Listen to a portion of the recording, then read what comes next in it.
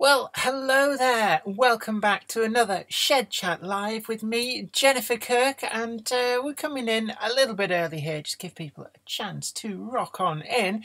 If you're watching this back on the rewind later on, then it probably makes no sense, but right now, just waiting for people to turn up. And this is getting back to the pretty normal Shed Chat format, and the idea here is rather than pre-recording these, we're going to be doing them as a live stream. I think it's rather fun.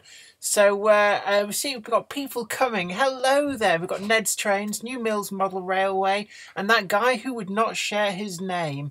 Hello to you all. Welcome along here, and hopefully we'll have a few more people coming on in. Well, what are we going to be doing today? Well, we've had all of the announcements from Hornby and from Bachmann. So big announcements actually in some respects. I think the Bachmann announcements were a bit of a damp squib, but for a variety of reasons. I got mucky glasses here, so you're all fuzzy to me. I'm just looking at a little dot on the screen. But see if that's any better. Oh, hello there, Dundee Road. Nice to see you along too. We're also going to be doing a box opening and review. Now, I alluded last time that I got a big stack of stuff in the other room, and it just keeps piling up and piling up. It's all the goodies that I keep buying, and Zoe keeps telling me, you need to do this on camera. And actually, some of the wagons, there's a lot of work goes into a pre-recorded one. So what I thought is that during the course of the day, I'm going to have a look at, this is one of the exclusive to Hatton's war wells, and it's an interesting thing. I've had it actually since just before Christmas actually I bought this, so it's been sat here in the box, and I thought I need to work through all of this. Excuse me. And also the other thing as well is I'm not going to do that today, but my Oxford Rail N7 did turn up, and that's going to be probably Wednesday's video or Friday's at an outside pinch. We've also going to have, I've got something special here as well. We touched upon Thomas the Tank Engine last time round, and it's probably where a lot of us got started, but I thought I'd share with you this, this sort of mucky relic here. It doesn't look anything special, but this is actually an original first edition of 3 railway engines, but not just any old first edition. It probably makes this even rarer. We went off on a tangent talking about Welsh after I did a hatchet job on the pronunciation of Eisteddfod Genedlaethol. And it's just coming off the top of my memory, that, so I think I may or may not got that right. But this book is 3 railway engines, but the Welsh edition. So this is Itri Ingin Tren. There we are. I don't know if you can read that, but that's Welsh that we've got going on there. So I can only imagine that this book is incredibly, an incredibly rare thing. I've never seen it before in Welsh. I've seen copies in the original English, but it's a first edition, and it's missing some of the pages, actually. In fact, I'm looking here. Breckenshire, is that Gurnos Infant School, Lower Cumtuch Education Committee. So it's probably one which, when I lived in Wales, I was in infant school at the time. So we're talking very early 1980s. And they were probably having a clear out of the library. And this moth-eaten example, they probably just gave it to me because they knew I was obsessed with Thomas the Tank Engine. But you're probably more familiar with these ones. These are the later editions, and obviously in English. But you can usually tell actually the period of these books by the price. So these actually aren't quite as old as my original copies. $4.99. I don't know what they go for now. These are actually in remarkably good condition. They were a charity shop find. I bought a job lot, and I gave the ones that my little nephew didn't already have. And these are just ones that would otherwise be duplicates. Didn't seem any point to pass on to. Anyway, let's have a look. We're getting a load of people coming in. Welcome to you all. And let's have a look. Oh, Chorley Junction got work. Oh, God, work. That should be against some kind of human right. And if not, damn it, why not? Good morning. Sorry, good morning. Well, it's probably morning to somebody out there. I'm not sure where in the world it would currently be morning. But good evening to AR Productions. We've got Dufan's GWR, and yeah, Jesus, that really is rare. Yeah, I know it is. I've never seen another copy of this, so it's one of those things. Actually, I'm sort of in two minds about what to do with it. Obviously, it's no real use to me. I've offered this for free to Simon A.C. Martin, who some of you know, and he's a bit of a nut about stuff like tugs and Thomas the Tank Engine. And he's actually got a genuine first edition of the English version. And I didn't know what to do with this. I found it recently in amongst my library, and I've sort of offered it to him. I need to, next time I see him, pass that along. And I know it'll go for a good home. I don't think the books are being published in Welsh anymore, Ned's Trains. Probably not, actually, because I don't think there's much of a market for them. I've got a few books in Welsh, but they're really hard to get. Today's drink, Dry January, is continuing. So we've got Cheapy Cheapass bottled fizzy water with a little bit of cordial in.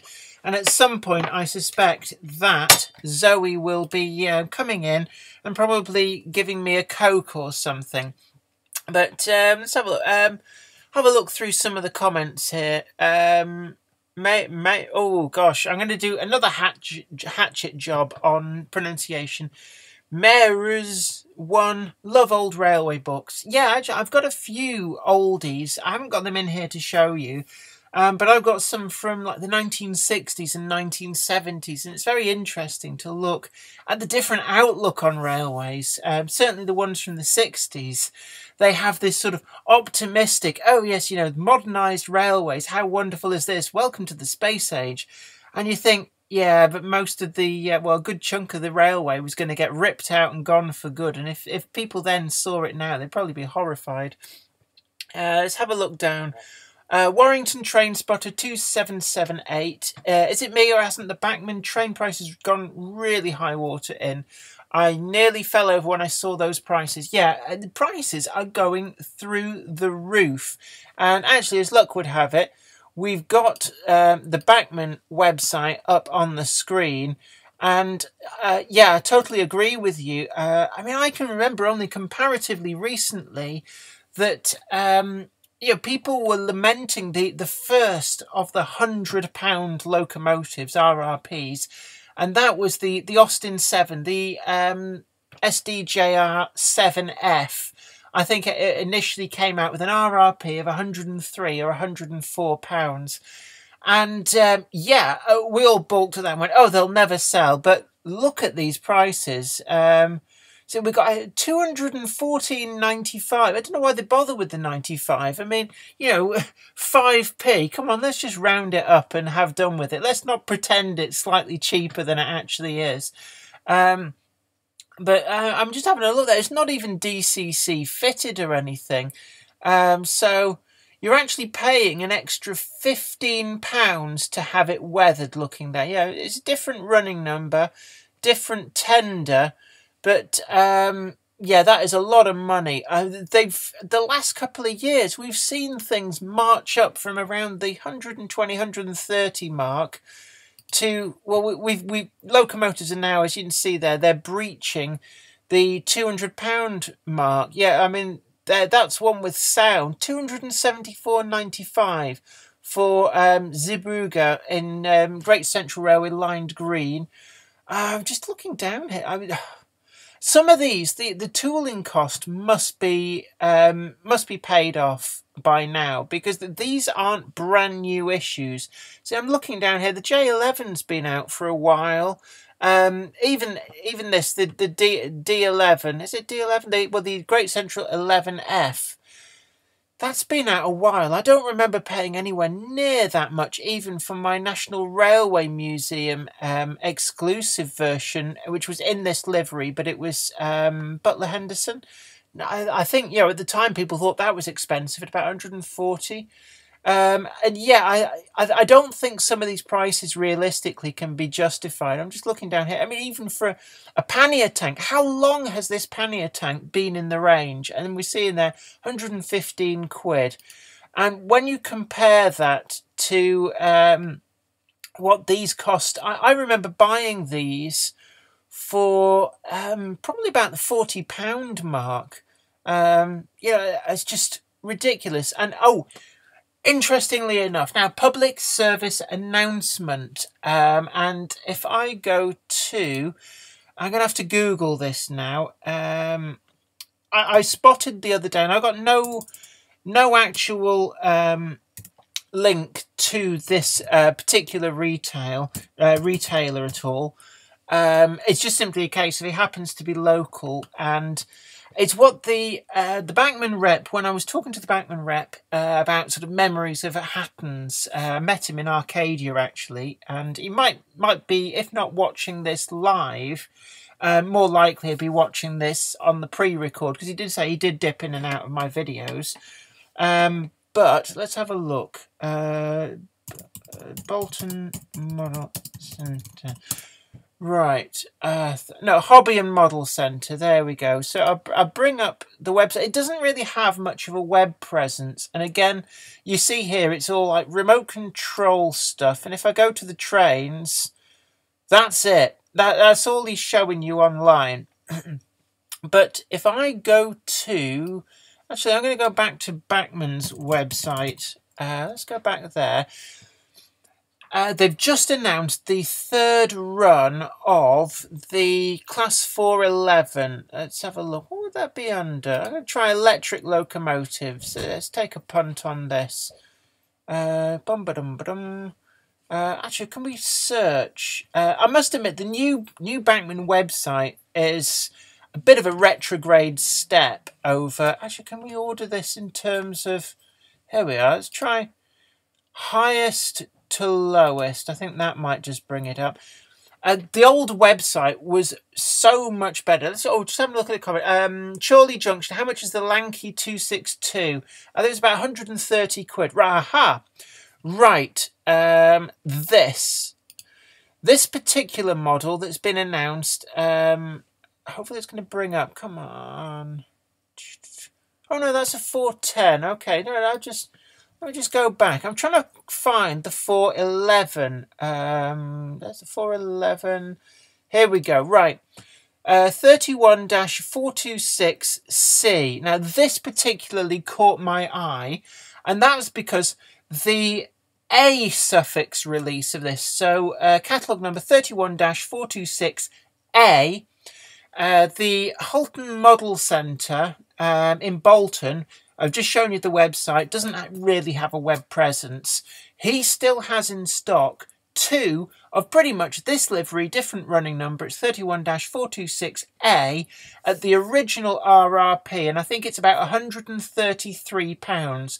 So if you really want one of these Class 411s, don't bother waiting for this. That's £449.95. That is a lot of money. I think the very first run of these were only about £80 or £90. It just shows how much the prices have gone up. But if you can scrape together £133, tell him that Jenny sent you. I don't get any favours out of that, but certainly it's a case that you can have yourself a Class 411 for 133 quid. It's brand new in the box.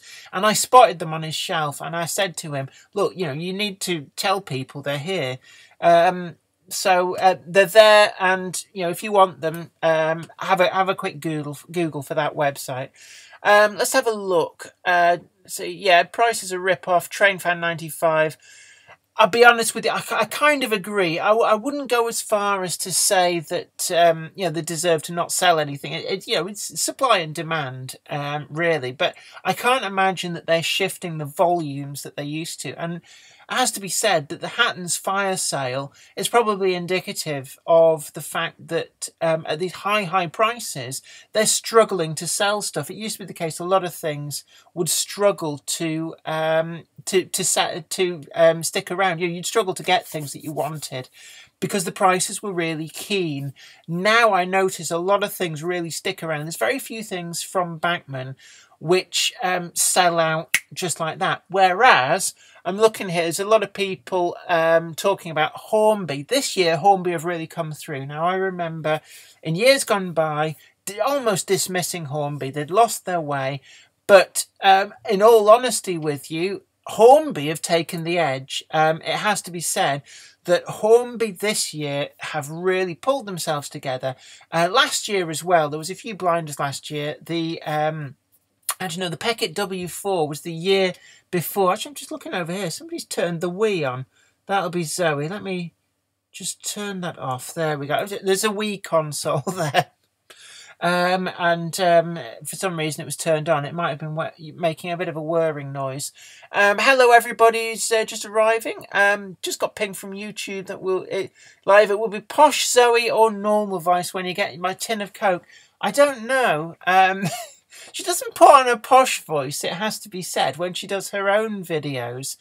So I don't know, maybe she was doing it special for you guys. Looking down here, I love Arcadia. Yeah, actually, I love Arcadia as well. In fact, I called in at Arcadia on Thursday, which was when I picked this up. So let's just go back to the full screen for the benefit of people who have just arrived. I think if you were here on Monday, maybe Monday lunchtime, the Bachmann live stream, you'll have seen me actually take the phone call from Tim at Arcadia. Very rude of me halfway through a live stream. But I have picked up this model, the new Oxford Rail N7. What I've seen of it so far is actually really, really good. And we're going to be filming a full box opening and review on that for, I think it's either Wednesday or... Wednesday, I'm being told. Posh voiced Zoe is whispering. Oh, two of them. Oh, that's nice. Whenever I see the bright red Cokes, I always think, no, that's full fat. I'm on a diet. But of course, they're Coke Zeros these days. But yeah, I love Arcadia models. Again, don't have any kind of connection with them other than being a customer. But I was in there on Thursday. It wasn't very busy, actually. And I picked up my Oxford Rail N7. What else did I pick up? Oh, I got a new sound chip. I got a TTS sound chip. I actually bought the Castle TTS sound chip, but I've put it into the Bachmann 30XX that I got in the Bachmann fire sale, sort of just immediately after... let me just put that out of the way, just after Christmas.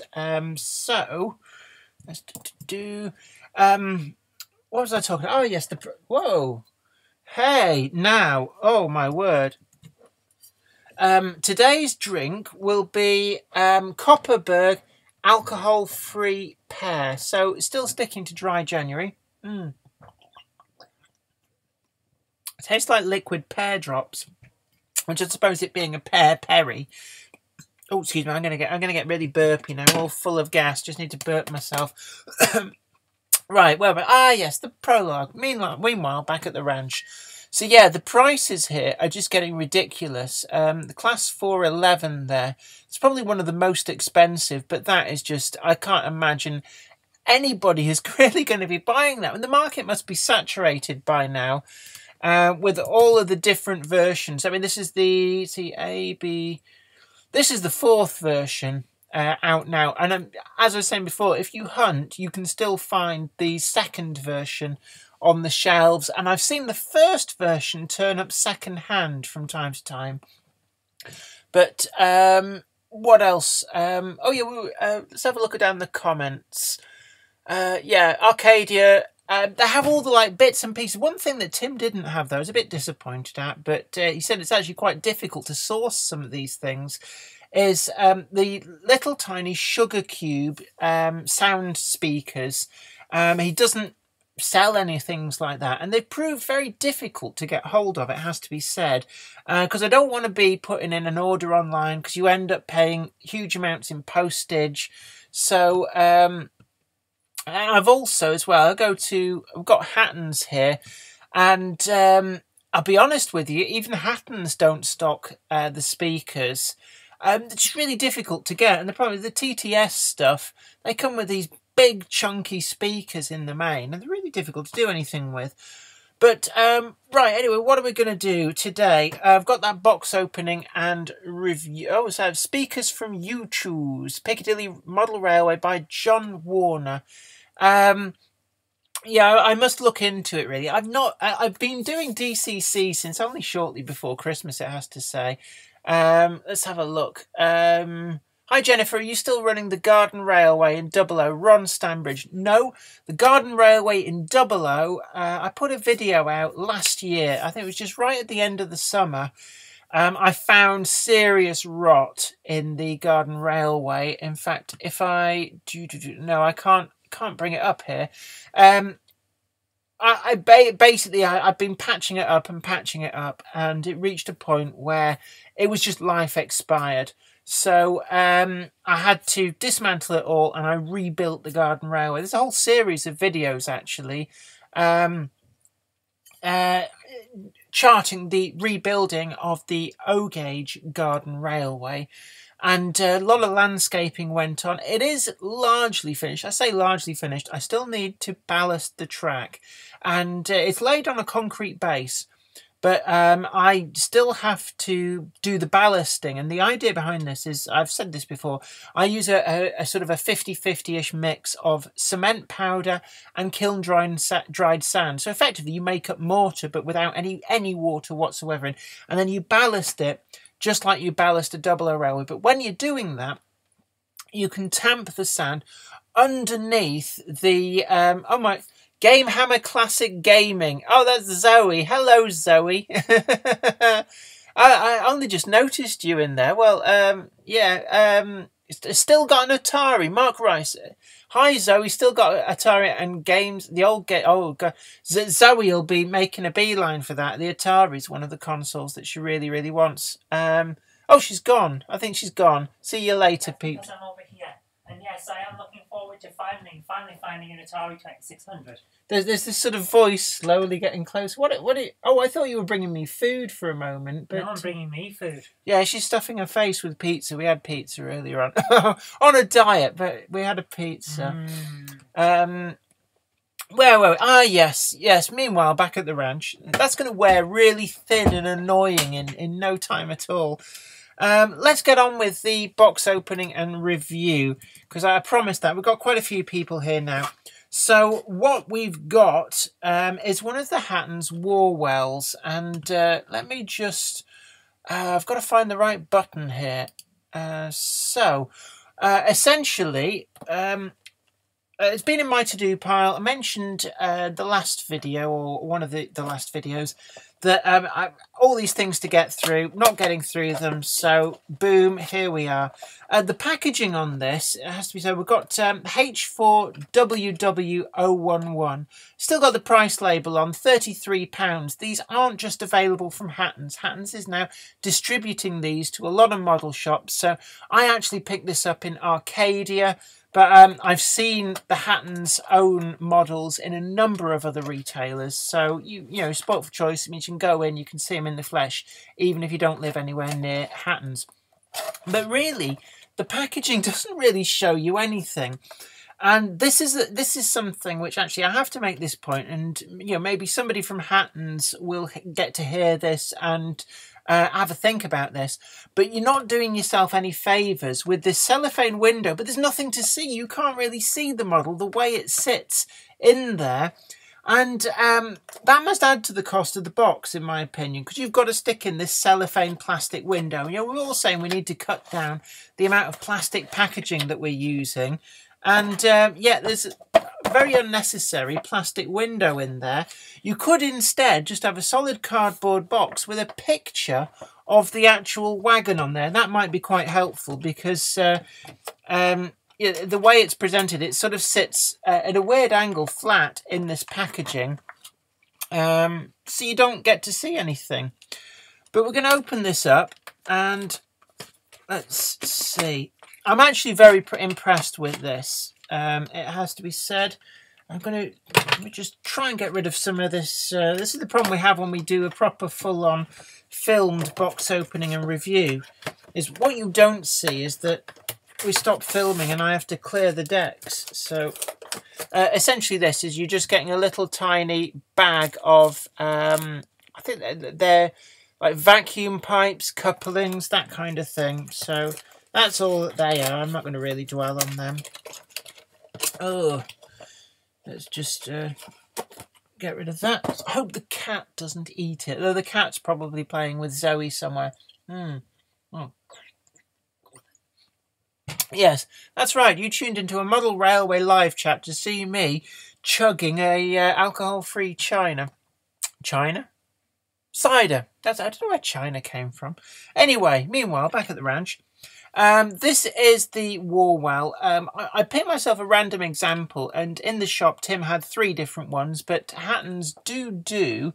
If I go back to the website, and just using the Hattons website, you can see here they do loads of them, loads of different ones, and they're also gone into O gauge. Oh, wait a minute, no, you can't see that.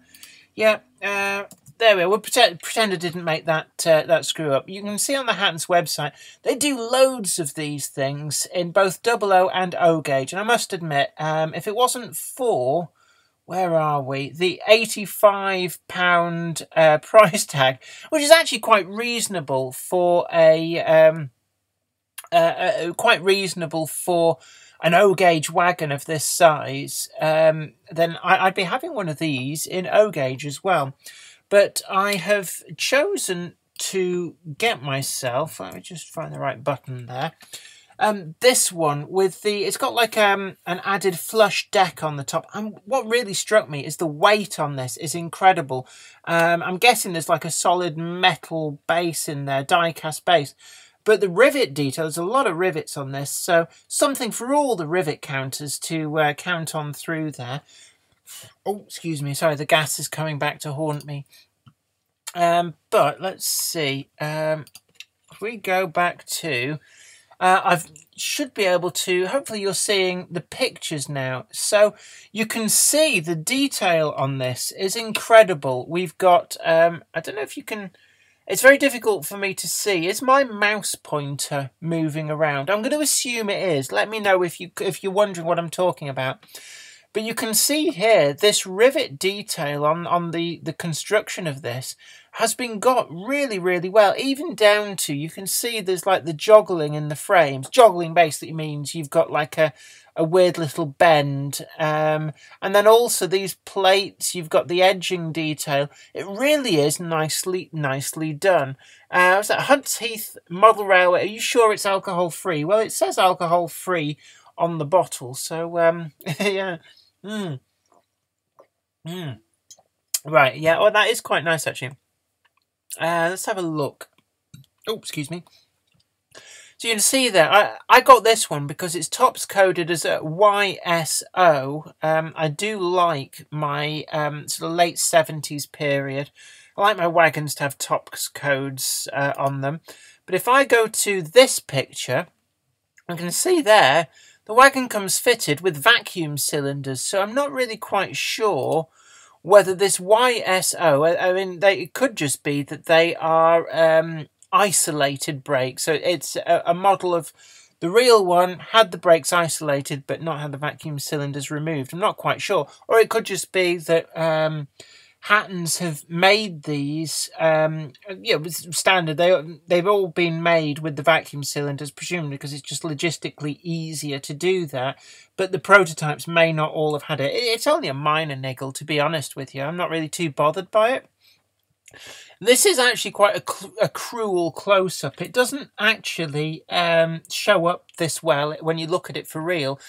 Excuse me, but these sort of trestles that hold the flush deck on, there's a bit of a gap underneath.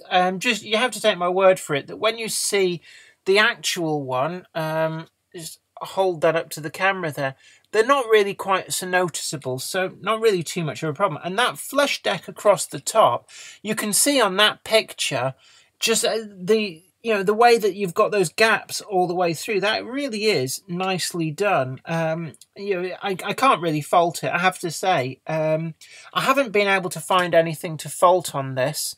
go there, we've got the full underside, and you can see the rivet detail actually extends to the full underside, and we've got well, it's a huge wealth of detail. You can see all these ribs, the flanges, all riveted correctly. We've got this wooden floor here. It's not really showing up on the photo that you're seeing on the screen, but on the real model, there's all wood grain and everything on there.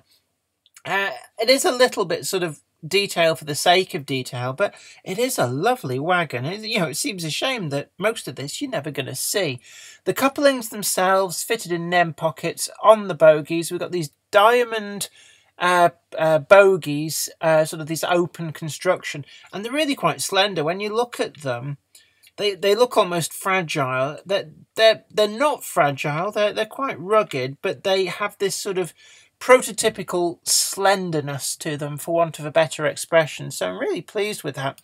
One of the other things that, if I can find the picture, the buffers themselves, we look there, we've got them fully extended, and I should have somewhere, just bear with me if I can find it. Where is, yeah, you can see there the buffer squashed in and the buffer out. So in, out, oops, in, out, shake it all about. It's one of the first times I've seen sprung buffers on a wagon, and it's incredible detail. And you can see in there, this is the extreme close-up, that there, the 28,950 kilograms.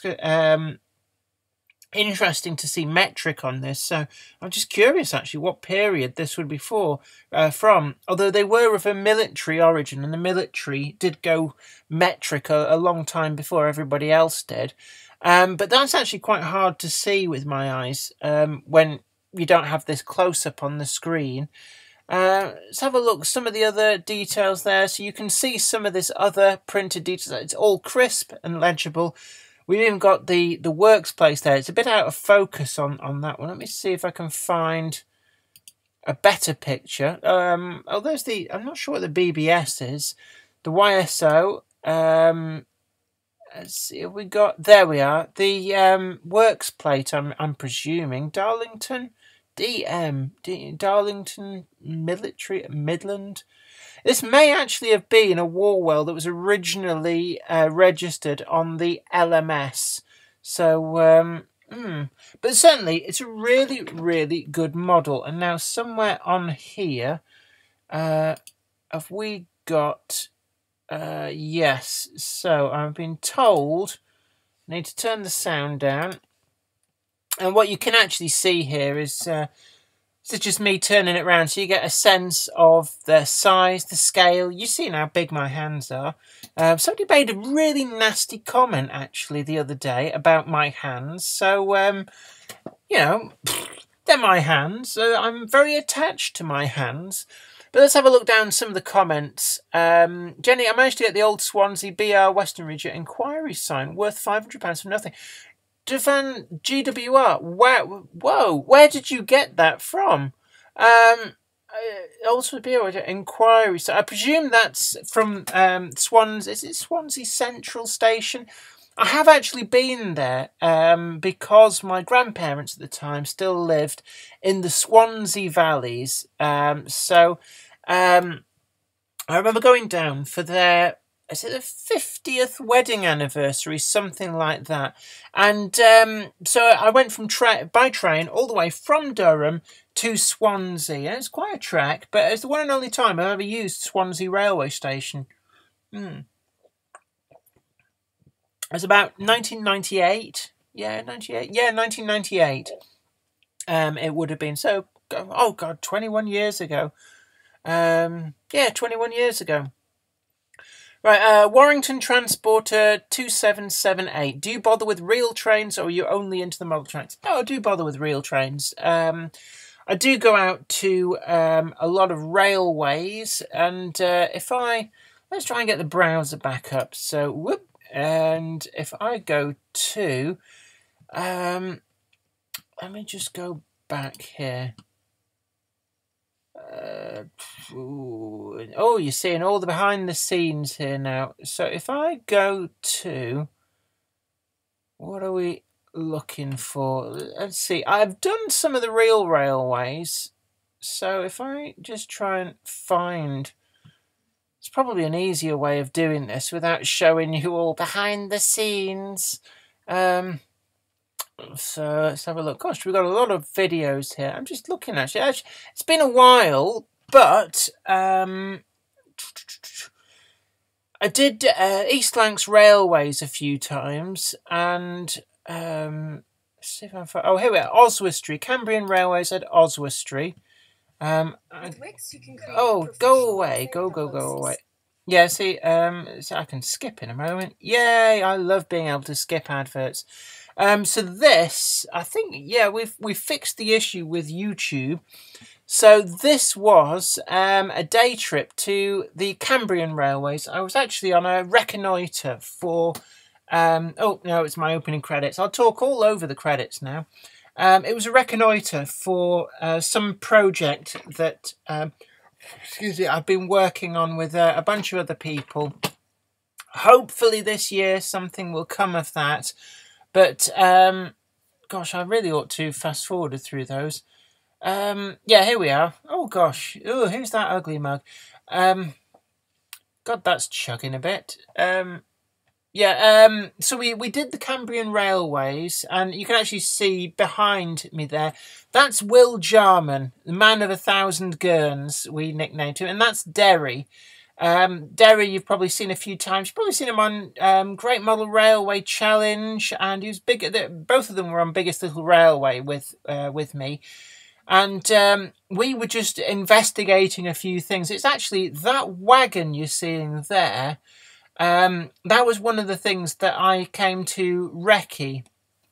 So Piccadilly Model Railway by John Warner. Got to go, Jenny. Catch you soon. Oh, sorry to see you go, but you take care, and we'll catch you again next time. Castle Junction. You were making me thirsty, Jenny. Oh, I'm sorry. I'll drink to that. But yeah, anyway, that's some of my real railway experiences. Bury Heritage Centre, we've done that. So went up to this is what did you say? Buckley Wells, not Buckley Wells, the other one. Castleton Worth. Where's the Transport Museum? You know the one, just the other side of the station. So let's just get through these credits. Which, funny enough, that's me at Darlington. Oh, I don't know if you're getting pinged a lot. There's a load of messages coming through for Zoe. But this was actually a really nice day during last summer. You can see that we had some really lovely weather. But look how tight that blooming track is. So I've been there, done Ribble Steam Railway. I'll just get rid of that, actually. Oh, gosh, you can see what I've been doing my research on. Let me just... We were partway through a box opening and review there. But yeah, anyway, random... Let's have a look. I've lost my place now, meanwhile, back in the forum. Overall, the the Hattons wore well. I have to say that had I opened this last year and done a review on it, I would have been sorely tempted to have made this my wagon model of the year. I hadn't quite realised just how good a model this really is, and Hattons have to be really commended. I'm not sure who they get to manufacture their stuff out in China, but whoever it is, they are good. And 33 quid. They're certainly giving Bachmann a run for their money. Although, have you noticed that the Bachmann Class 66s in the same liveries that Hattons have announced seem to have miraculously bucked the trend on the price increases and have actually got about 20 quid cheaper. Let's have a look. Devans GWR. Jenny, have you ever visited the Gwilly Railway? No, not one I've ever been to. It's quite a trek for me to get there. New Mills Model Railway. Come visit Chasewater Railway. We've got some good events coming up this season. I don't doubt that you have, actually. It's another one that I've seen from passing. I've driven past on the originally on the A5 and then latterly on the M6 toll. I've been past a few times. But that is the right one I'm thinking of there. Seen it, never been there. Let's have a look. Normandy Northwest 83. Hi Jenny, like your videos and reviews. Thank you very much. Austin Allegro. Hi Jenny, big fan. Oh, thank you very much. Austin Allegro. Not a car I was ever a fan of, it has to be said. I think, the old British Leyland products. There's a reason that British Leyland isn't around anymore. Oh yes, New Mills Model Railway. Yes, M6 toll cut through our original station. It's a shame in a way because it would have been nice to have had the option for you to be able to extend the railway southwards. I believe the track bed sort of, from memory, it meandered round and then would have recrossed the M6 toll from what I'm thinking. Is that Austin Ambassador, Linnet 12DD? I've heard of the Hindustan Ambassador, which was what happened to the Morris Oxford after it was sold on to Hindustan, I presume, is the Indian company, and they just kept making them, and they were quite big in India. Let's have a look down. Linnet 12DD, love your vids, by the way. Well, thank you very much. Devans GWR might be an idea to do soon next year because reasons. Oh, colour me intrigued. I wonder what reasons. They're not shutting it, are they? Or is the proper what am I talking about? No, so I'm trying to read the comments as whilst I'm thinking and whilst I'm talking, and I was never any good at that when I worked on commercial radio and the BBC. You used to have split cans, so you could hear what was like the music that was playing and what was going out live in one ear, and the other ear would be the controller talking to things to you. And I used to turn into a gibbering buffoon whenever I was trying to listen to what was going on in one ear and talk it back through the other. You end up, some people can do it, some people can't. Oh, the ambassador was the posh princess. Oh, wasn't that the Wolsey? I'm sure that the posh princess was actually the Wolsey, and it was the one that had power steering as standard. So you could have an Austin Princess with power steering, but it was badged as a Wolsey. And I believe it might even have been the very last car ever made under the Wolsey mark. I could be wrong on that. I'm not a huge font of knowledge for cars. But I get by. All right. Let's have a look. The Mr. P Show. I am the local cleaner at the Helston Railway. Your vids are great. Well, look, thank you very much, Mr. P. Again, Helston Railway, not one I've been to. Where I'm wanting to say Cornwall. I'm not familiar with that one, it has to be said.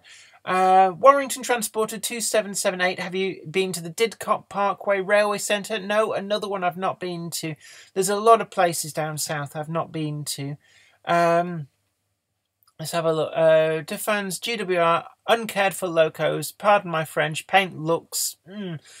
I suppose the biggest problem is having covered accommodation for things, because essentially everything left outside deteriorates with the weather. It's a big problem for a lot of the wooden coaching stock that gets restored. It's why the Bluebell Railway has put a lot of money into Operation Undercover to get these sheds to put the things out of the weather so that they last longer.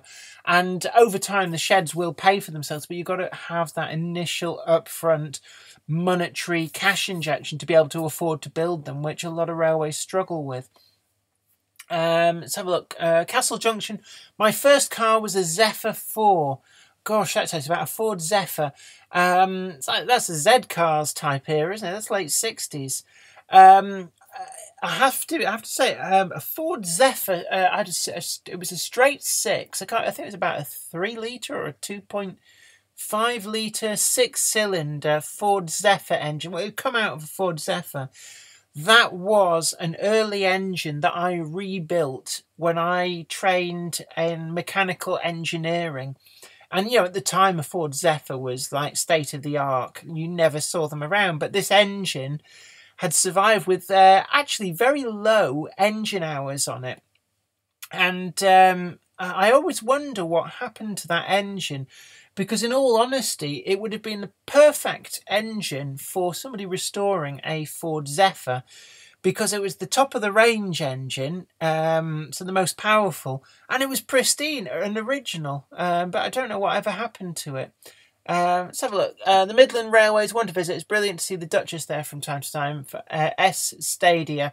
Yeah, I've done the Midland Railway, but not for probably 25 years. Linnet 12DD, what is your favourite engine or loco? Well, in model form, I have a super soft spot. I say this time and time again, for the Lancashire and Yorkshire Pugs. And of those, my particular soft spot is for, I've got 51222, which I believe was the second release that Hornby did of it. They did 51218 as the first release, 51222 as the second release, and 512, it's either 51231 or 51235 as their third release in BR black. And for some reason, that 51222 is my favourite, simply because it was the first locomotive that I ever bought a super detailed model of. Obviously, I had the Hornby 00 before that. But in terms of real locomotives, I really like things like shunters.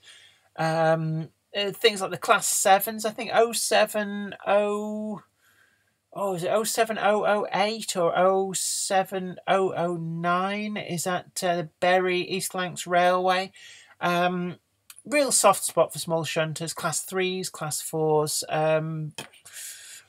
Naming a specific one, not sure. Not sure I could, really. Let's have a look. The Mr. P Show, yes, of Cornwall. Right, so I was guessing the right place. Let's have a look. Do fans GWR and Victoria coaches should be in operation, or at least one? Yeah, actually, some of the Victorian coaches are really, really interesting. A lot of them rescued from being grounded bodies, and in fact, the Stainmore Railway at Kirby Stephen East has just saved an original Northeastern Railway. I can't remember the particular type of coach, but they've just got the body. It's been a grounded body since probably prior to the Second World War, but it's been well looked after. It was had bitumen paint sloshed all over it very early on in it being grounded, and that has worked very, very well to preserve it. I think also it's been in a fairly sheltered location, so hopefully that's going to be quite an easy restoration job for them, and it's nice to see some of those coaches getting saved. Right, let's have a look down. Let's see. The Ambassador was from the same era as the Austin Morris Ital, which was revamped Morris Marina.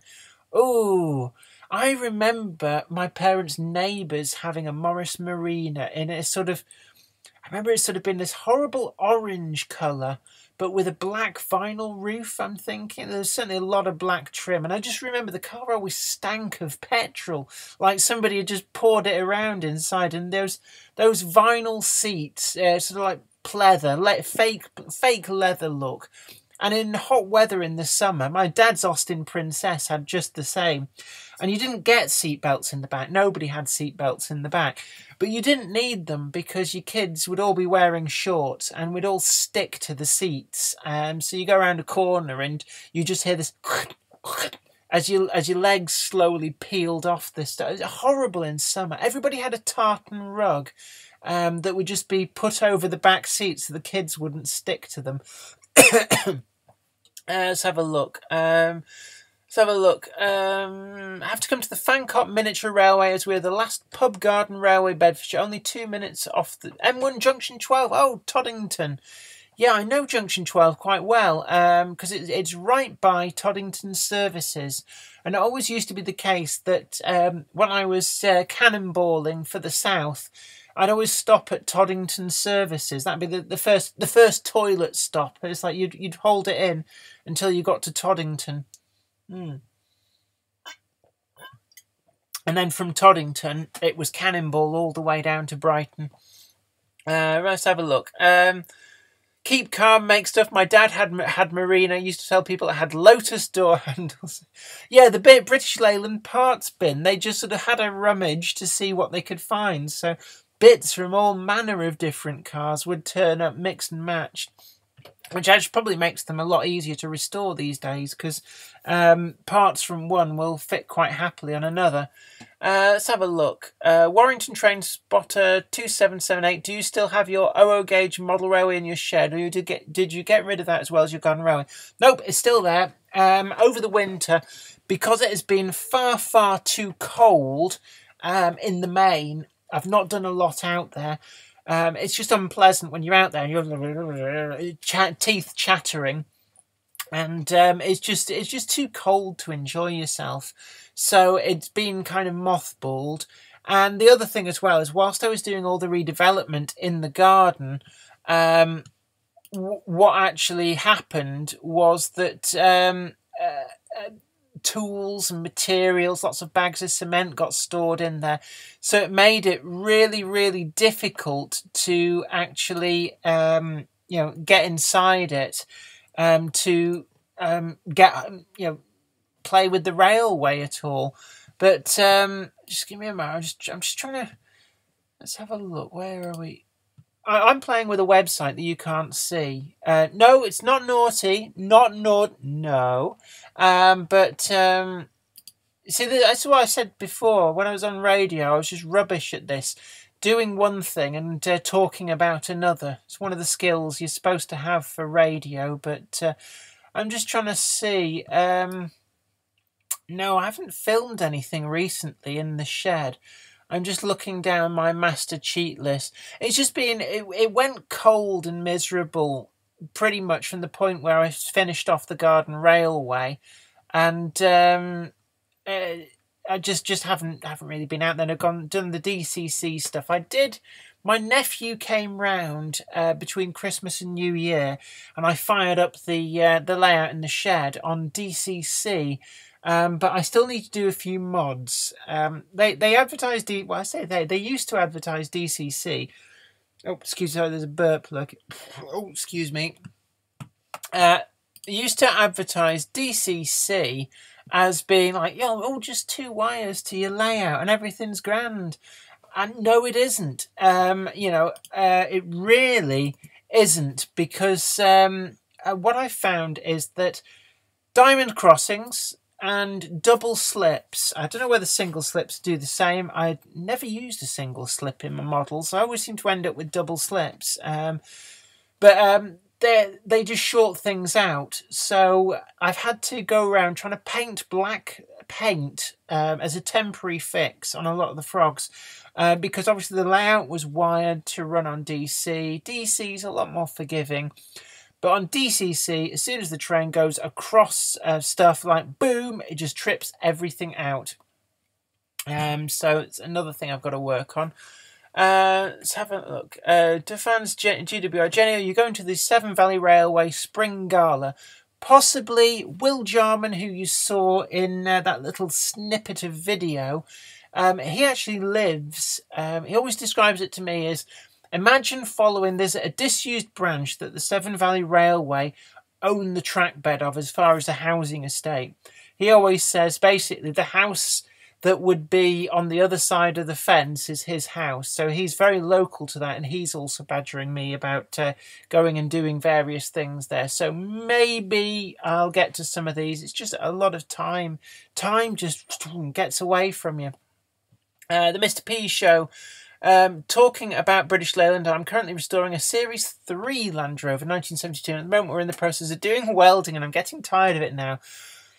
Yes, having myself help my father to restore a Series 1 Land Rover, a 1949, a very late 1949 80-inch Series 1 Land Rover. I sympathise with you. I think that had we known at the start what we knew at the end, we would have just cut out the middleman and built a new Land Rover Series 180-inch out of spare parts, because it just felt like we replaced everything. And one of the things that we had to do was weld up the chassis.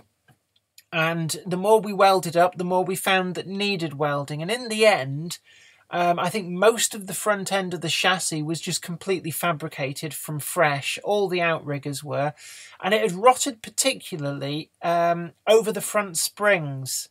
I remember that you could push your finger through it, and there was places where all that had survived was the original welds, sort of giving this ghost outline of where this tubular chassis member had been. And all the plate in between had rotted away.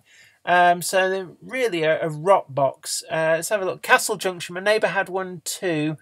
You could see the road in from the front of the passenger seat. Rotting steel. Yeah, British. Well, actually, no. It wasn't just unique to British Leyland products. You know, stuff like was it Lancia, or might have been Lancia or Talbot. There's one of the manufacturers that was actually so bad with the rot that they no longer market it to the UK. Well, they just stopped marketing to the UK because they had such a bad name. Alfa Romeos as well. I remember, this is probably early 1980s. Alfa Romeo offered something like a 5-year guaranteed no rust guarantee for their cars, and they nearly went out of business because within that 5-year period, they were forced to buy back pretty much every single Alfa Romeo that they'd sold because they were all showing signs of rust. And I know Vauxhall had a big problem as well. And there was a big joke that the Vauxhall, I think it was the Vauxhall Viva, were pretty much rusting before they'd even left the production line. And I think they were the car that made certainly Vauxhall stand up and take note of corrosion and corrosion issues. And they started to, you know, kind of deal with that and have some kind of corrosion protection. Lancia Beta. Yeah. Yeah, rot boxes to the extreme. You probably don't see many, if at all, of those things still about. Let's have a look. RML Bobby D, I am soon starting my new build, so we'll be obliged if you join me. New boards, plane service, nothing on. The future is bright. Should be ready for York next year, hopefully. I presume you mean York Model Railway Show. That's one I always wanted to exhibit at, but I never quite got round to seeing how you got invited there. It's probably one that my father and I make a pilgrimage there as spectators every single year. I've been going to the York Model Railway Show since it would have been the 1980s, probably mid-1980s, something like that. May even be, I'm not sure how long they've been running it for, but I remember it when it was in the old stand because they hadn't built the new stand.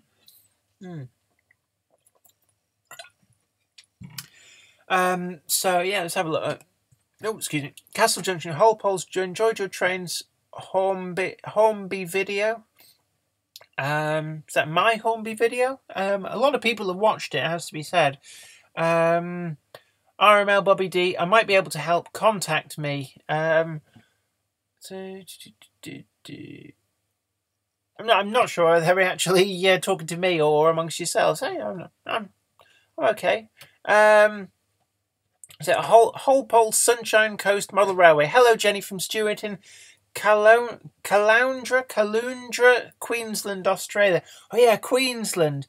You have a very sort of chilled out and relaxed way of dealing with the local wildlife. I think saltwater crocodiles. There's like one sign on one beach, and you effectively, it's word of mouth that these things exist in the main. You just refer to them as salties, I think it is. Oh, and then stingers. And it's like, what a sting is. It turns out they're box jellyfish. So, and then you've got the tree that can sting. Can't remember its name. Gosh, it's a wonder that anybody reaches adulthood in parts of Australia. But let's have a look. Warrington Transporter. 2778, my favourite train is the Class 43 HST. It'll be a sad day when they're no longer running on the rail network. Yeah, I suppose it's one of those things. They don't last forever, but yeah, I think they've got a bit more life left in them. They've been re-engined, so we'll see how long they'll go. But certainly, they're starting to turn up preserved now. Ruddington.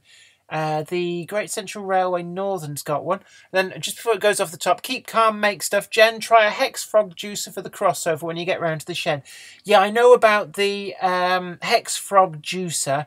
It's just simply a case of being able to wire it in. They're probably better to wire in from the outset because you need like insulating rail joiners. So it's quite a job to retrofit them to a layout that wasn't built with the thought of switching frog polarity. Let's have a look. Mr. P show. I'm restarting my railway, and it's based on British Railways Western Region, where my granddad used to work at Drump Lane Goods Depot in Redruth, Cornwall. Goods depots are always good fun. You can have a lot of fun building goods depots. I prefer them to passenger layouts because there's so much more of interest going on. You have these sort of dirty, aesthetically pleasing little cubby holes of places, and you know I think that they really do lend themselves more to building stuff. It's a bit like Grove Street Yard. My exhibition layout is a freight only shunting layout, and I just found it so much more enjoyable to build in all the grot and the grime. RML Bobby D, yes, that's for you, Jen. I know the York exhibition manager and can offer recommendations. Well, Grove Street Yard. I haven't got any photos accessible, but let's just see if I. Certainly, I'd. The bumming mouse has stopped working. Oh no, we're back. We're back.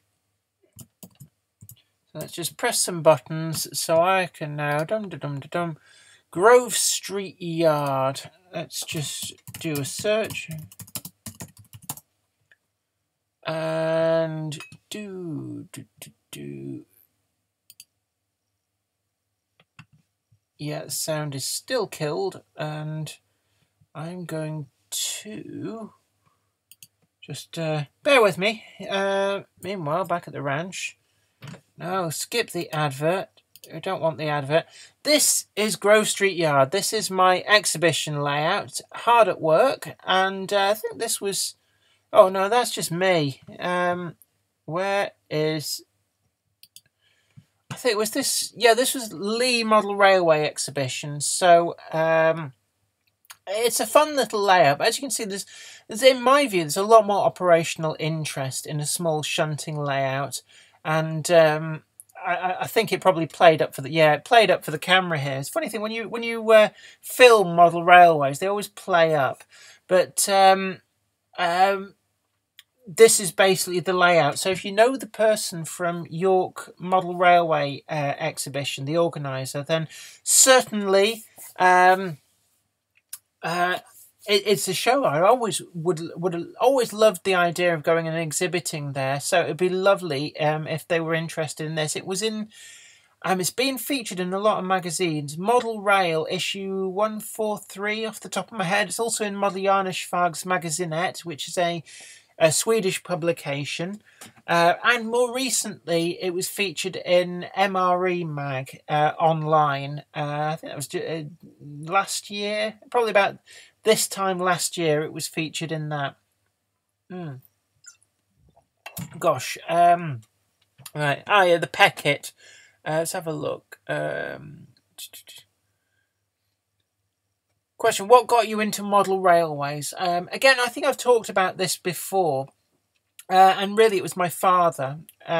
He had an interest in railways, full-sized and model. You know, he wasn't like really into it. You know, he didn't go out and bash trains or get stuff for haulage, any of that kind of stuff. He had a little bit more of a laid-back interest in transport in general. His big thing was really warships. He loves like military stuff, but he loved trains. And when I was young, I think he was looking for an excuse to be able to get his old model railway from when he was young out of the loft and set it up and play with it. So basically, he needed either me or one of my other two sisters to take the bait. And I took the bait. And I can remember as a small child sort of peering over the edge of the table, and as my hand went to touch things, he'd be like, no, no, no, I'll show you how it works. And my mum would come in and say, are you letting Jenny play with that? And I was like, yeah, yeah, yeah. And I don't think I got to actually touch it or operate it until I was a good few years older. But it was a good bonding session with my dad. And then we used to go on walks as well, and I can remember when we go and stay with my grandmother, his mother, in Cottingham. We used to go down. It's sort of a lane. It's a road, but it's not a road. It was just like a gravel track called Snuff Mill Lane, and it ended at a level crossing, but it wasn't a proper level crossing. It was just a foot crossing. Excuse me. I think it's the oh, excuse me. Let me just... Hello? Yeah, can I pass you over to Zoe? Sorry, I'm just in the middle of doing a live stream video. Are you sure? I can pass you to Zoe if you want. Yeah, I'm still here, still alive. Right, no problem. Look, I'll speak to you later. Bye.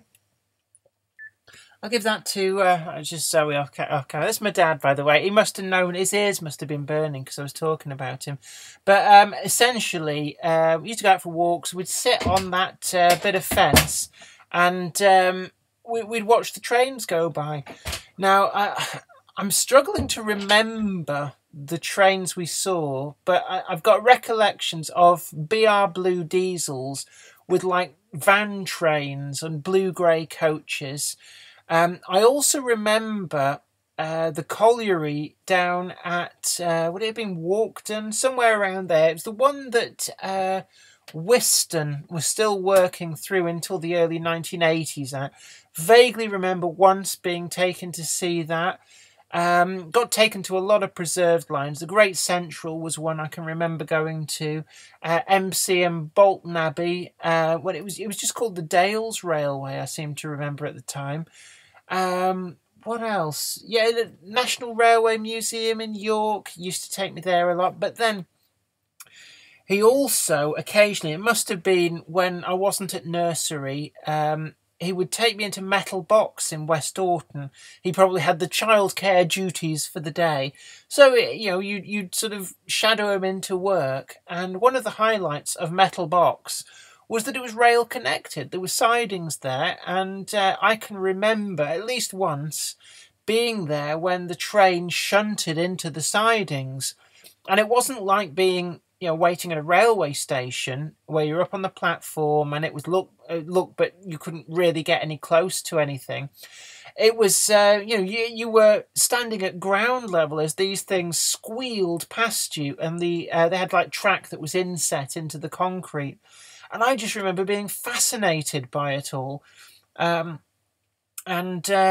else did he used to... Oh, we used to walk some of the disused railway lines in the Swansea valleys, and some of the still used at the time ones. But we used to go up there was a mountain called the Starvin, and it had the old Great Western Main Line, which went up to, I think it was up to Brecon, from Swansea to Brecon, and it joined the line which goes through Onllwyn at Colburn, and then went up past Craganors and on up to, I think it's Brecon that line went up to. And I can remember that line, and there was a part up, I think it was just past Onllwyn, where it can't have been dismantled all that long, because I can remember the sleeper indentations in clear ballast, and they're just being rail keys and fish plates strewn about. So from what I understand it, the bit of line up to the quarry near Craignorse was only closed in either very late 70s or very early 80s. So that would tie in with that. And that's kind of how it all got started. Dovans GWR got to go. Sorry to see you go, but it's been good having you with us. Transporting Southeast. Sorry I'm late. Yo, you're not late. People come and go. It's not a problem. There's no dress code, and there's no timestamp on when you have to turn up. Don't worry about it. John Nutman. Hi, I'm with a club in Southampton. Also an exhibition this weekend, which is the Southampton Model Railway Social. It's a long way from here, it has to be said. Southampton is quite an arduous trek from here. I have been to Southampton a few times, actually, but from here it's practically a day's drive to get there. But best of luck with that, and hope that goes well for you all. Angus's train. Sorry, I'm presuming you meant to type late. Don't worry, you're not late. Just come and go. It's grand. Mark, Jack, Jake. You're gonna have to tell me how that should be pronounced. I'm gonna say Mark Jakes, as in like Hattie Jakes, Mark Jakes. Correct me if I'm wrong. As a small child, I grew up next to the yards in Hull, probably around 1973 to 4. I could peer through the fence or stand in the back garden wall watching. Gosh, yeah. So you'd remember back then. You'd remember the old docks line before they built Clive Sullivan Way. I can remember going to the docks, and there used to be wagon turntables. Yeah, got it. Like Hattie Jakes. So the Mark Jakes, grand. I always like to try and pronounce things properly, because I know from experience people mispronounce. You wouldn't have thought people could mispronounce and misspell Kirk. Think Star Trek, but people do. Angus's train. Sorry for my spelling. I'm only 11. Don't worry about it. Often it's quite hard to type on some of these keyboards. I mean, my spelling is atrocious. If it wasn't for spell check, I have hideous spelling. I always had trouble with spelling, and I can remember when I was very, very young. I mean, we're talking back in the early 1980s. The class in school, in infant school that I was in, was subject to sort of a hip and groovy, trendy teaching initiative. We were a test subject. It was like 25, 26 of us at Kilsby, the infant school in Kilsby, and they decided that getting the ideas out on the page was the best possible thing. Spelling correctly, no, don't derail their train of thought. Just let them get the ideas out. It's ideas that are important. Within 12 months, the 25 of us had created our own written language that nobody else could really understand. And once you've learnt to spell phonetically, it's very hard to unlearn that. So my spelling is atrocious. And, I'm a published author. And yet, when I write stuff, it's horrific. The autocorrect and the spell check on my phone and my computer really do have their work cut out. Let's have a look. Mark Jakes. Yes, near the hospital, but it's all gone now, including our house, all industrial units. Oh, gosh. So would that have been... there used to be a yard. I can vaguely remember going past a fence that you could see through the slats and see the buffer stops. And I've been struggling to work out where exactly in Hull that was when I've gone back to pore over maps. And the best guess I can have was up near Hull Dairy Coats. But it's really hard to pin these things down from memories of when you were like 5-6 years old. Angus's trains. What's your favourite train? I'm going into year 6.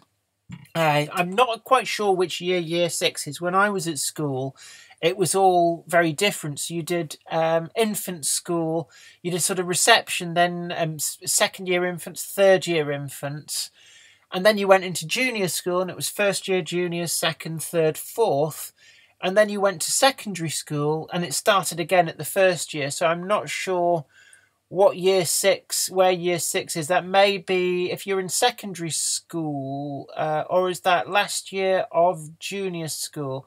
There's a little thought in the back of my head thinking year seven is like a key one. Is year seven? Is year seven when you go into secondary school, or I don't? Oh yeah, primary. So that'd be final year primary. Gosh, yeah, that's I don't know. I'm trying to work it out. Yeah, last year, yeah, yes, yeah. So that would be. I would have known it as fourth year juniors when I was there. I'm not sure when they changed the system, to be honest with you. It just kind of happened, and then it was like, oh, I didn't must have not got the memo. What else we got down here? Train Spotter 2778 talking about model railway exhibitions. What do you bother with Worley and Birmingham at NEC? Or is that should be why do you Worley I've done twice. I did it for the first time after we shot Biggest Little Railway, because there was a big meetup of all the people who'd been on the filming, and it was the first opportunity for a lot of us to get together in one place because we're from all over the country. So it's really, really difficult to actually get us all in one place at the same time. Hey kids, it's alcohol free. It's good. Actually, it's a lot like pop. It's I do like this stuff. What was I saying? My brain's just gone. Anything.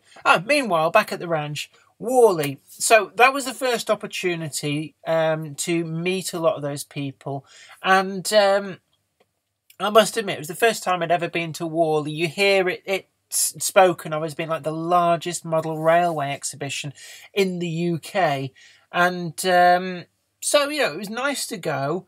It was a good opportunity to buy lots of things. I wouldn't say if you're going to these places for bargains, you're not really going to find them because there's like a markup on. They know a lot of people come with handfuls of cash and are going to just buy.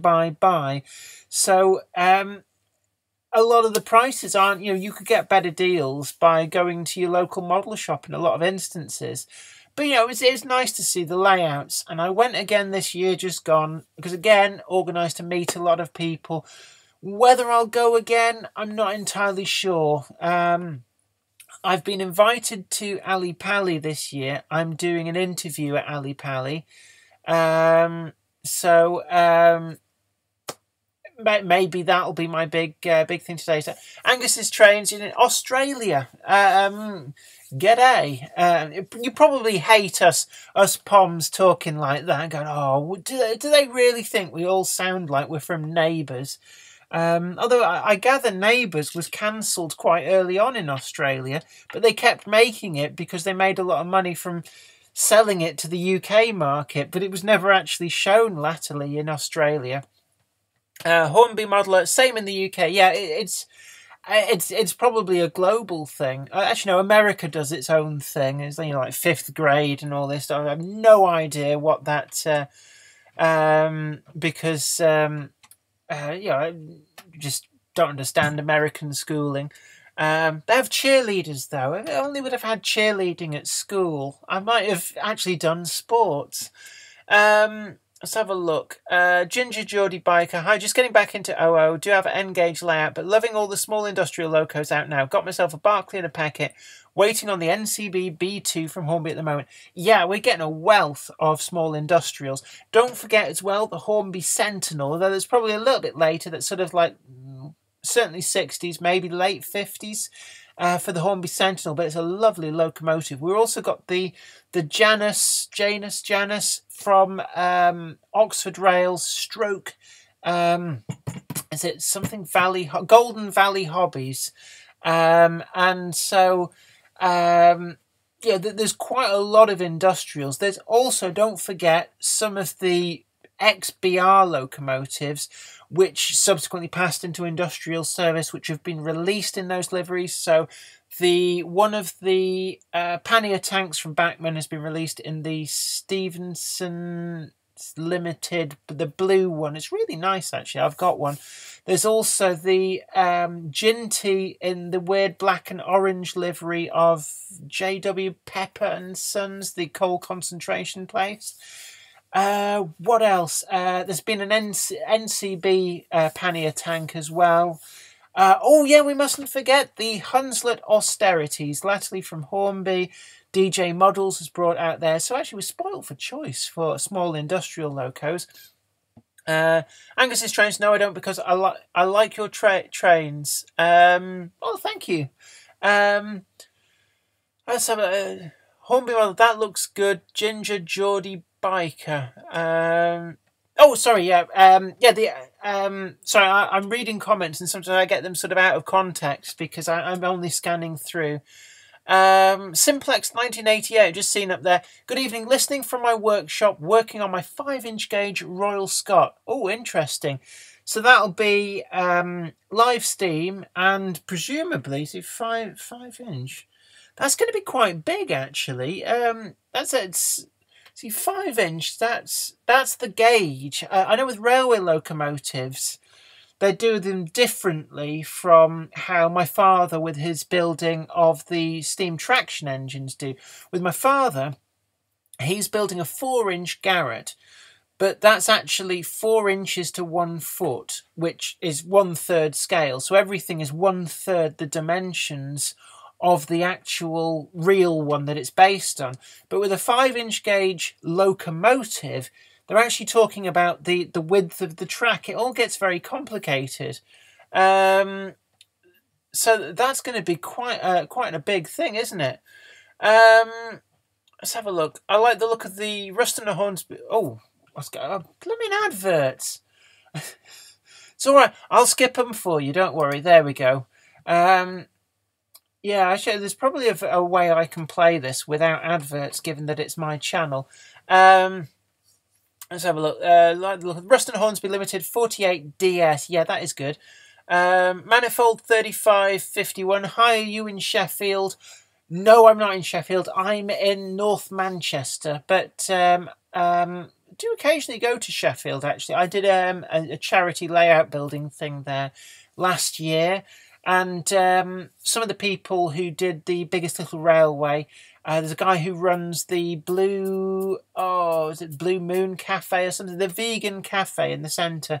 So we had a big meet up there, and that was pretty cool. Let's have a look. Warrington Transporter. Let me tell. I just have a run up. Warrington Train Spotter 2778. Your thought on HS2? A good idea or a waste of money? I think in principle it's a good idea. Yes. I think that it's become a money pit for money. Well, it wouldn't be a money pit for anything other than money, but I think the money's just pouring into that, and there's a lot of money goes on consultants and lots of people with clipboards and everything. Just it gets out of control. It shouldn't be that expensive, but it is. So I think a lot of money's being wasted, but in principle HS2 is a good idea. Just really they need to get a better handle on the money. And it's not just railways. When they build motorways and roads as well, it's just unreal the amount of money that they can squander.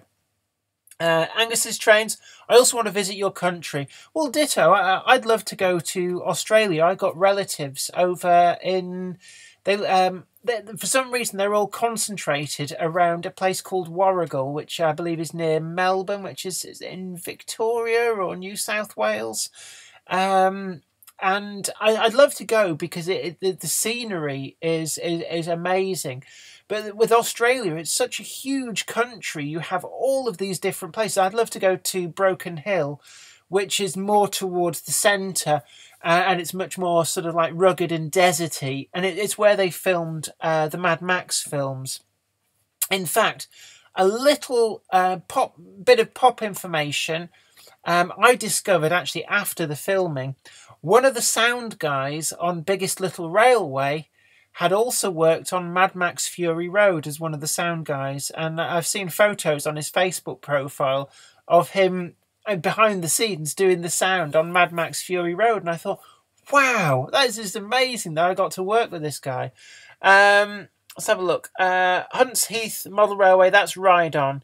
Yeah, back to the 5-inch gauge. Yeah, Simplex 1988, 1 inch and 1/16 to the foot for 5-inch gauge. Yes, rather large. Yeah, I can imagine that. I mean, that's going to be good fun. There's certainly there used to be. It may still be there at Urmston in Manchester. There's a park with a very large ride-on network of lines. I think they had 2 different gauges. They could run 5-inch and 7.5, or is it 7.25? And that was always good fun. I remember going there an awful lot for exhibitions, steam rally exhibitions with my father's miniature traction engines. I always got a good ride on the big layout there. Let's have a look. Philip Page, just running my Lima Class 55 Meld. Gosh, that's a blast from the past. A Lima model. That must be a good 20 years old. Angus's Trains. I'm in New South Wales. Yes, the secrecy is good and the country is big, and I've been to Broken Hill. Yeah, I'd love to go there. It's sort of on my hit list, but the thing is about travelling from the UK to Australia and, conversely going the other way, is I believe it's about a 26-hour journey, and I mean, it's like a radical shift in time zones. I don't know what time it is with you there. At the moment, it's 8:15 in the evening here. But I'm presuming it's sort of like early morning, something like that, at a wild stab in the dark. But they always say that from here, if you visit Australia, you have to go for a minimum of 3 weeks, because otherwise the travelling just wipes you out. And, there's so much to see, so much to do. I'd love to go there because I think Australians have a wonderful sense of humour, and, just a really great outlook on life. And to visit my relatives as well. I'd love to go down to Warragul and visit all these relatives, this sort of whole branch of the family who emigrated in the 1950s. And there's also this 2 of the 3 surviving rail operating division Robinson 8Ks are out there there's 2 different preserved lines. Where these still are. There might actually be 3 out there. I mean, there's 4th in the UK. But yeah, I mean, Australia is. I mean, there's a lot of aspects of Britishness there. Which, obviously, it was a British colony for a good long time, and then it has such strong ties to the British way of life, and I think the British sense of humour translates a lot better with Australians than perhaps it does with America, where a lot of Americans don't get the British sense of humour. But yeah, I'd love to go out there. And conversely, coming the other way, I suppose we always take this country for granted because we live here. But actually, this is a beautiful, beautiful country, and what I'm going to do, in fact. Let me just change that so I can go and let's find a different video. I'm going to find a video of scenery here in the UK showing it at its best. And if you do come to the... for some reason it's not searched my videos. Let's go... let's have a look. For some reason, yeah, here we are. Let's have a look. Let's just pause that, and then if I go, there we are. So this is Britain at its finest. I mean, you not see it looks a bit overcast there, but this is Lake Windermere, and we went on a holiday there earlier this year, and it's there's places like this, and then we've got Scotland as well. In fact, actually the Great Glen was very much like the Lake District, but on a much grander scale. So let's just see if we can find some more groovy footage here. This was like the road trip. I'll leave this running actually because it gives a sense of this is now climbing up. The M6 is off to the left. This is the Loon Gorge, is it near T-Bay? So we've gone through T-Bay, and this is us travelling into the Lake District, and it's just such beautiful countryside. But I gathered that at least some of this is probably a lot more similar to places like New South Wales. You know, it's I've been told that part of Australia is more like the UK than, you know, you go to places like Broken Hill or Darwin or places like that. But certainly this country of ours is lovely, and living here, we just take it for granted. And, you know, a lot of people, they think, oh, I want to go on holiday, I'll go abroad. When actually there's so many lovely places here. Let's have a look. 7:16 a.m. So basically you are, oh my word, 8, 9, 10, 11, 12. You're 13 hours behind. So hello from the future. Or maybe you're ahead of us. Maybe you're in tomorrow. In which case, hello from the past. Let's have a look down here. Do you get the chance to watch many other YouTube channels? I do actually. I have.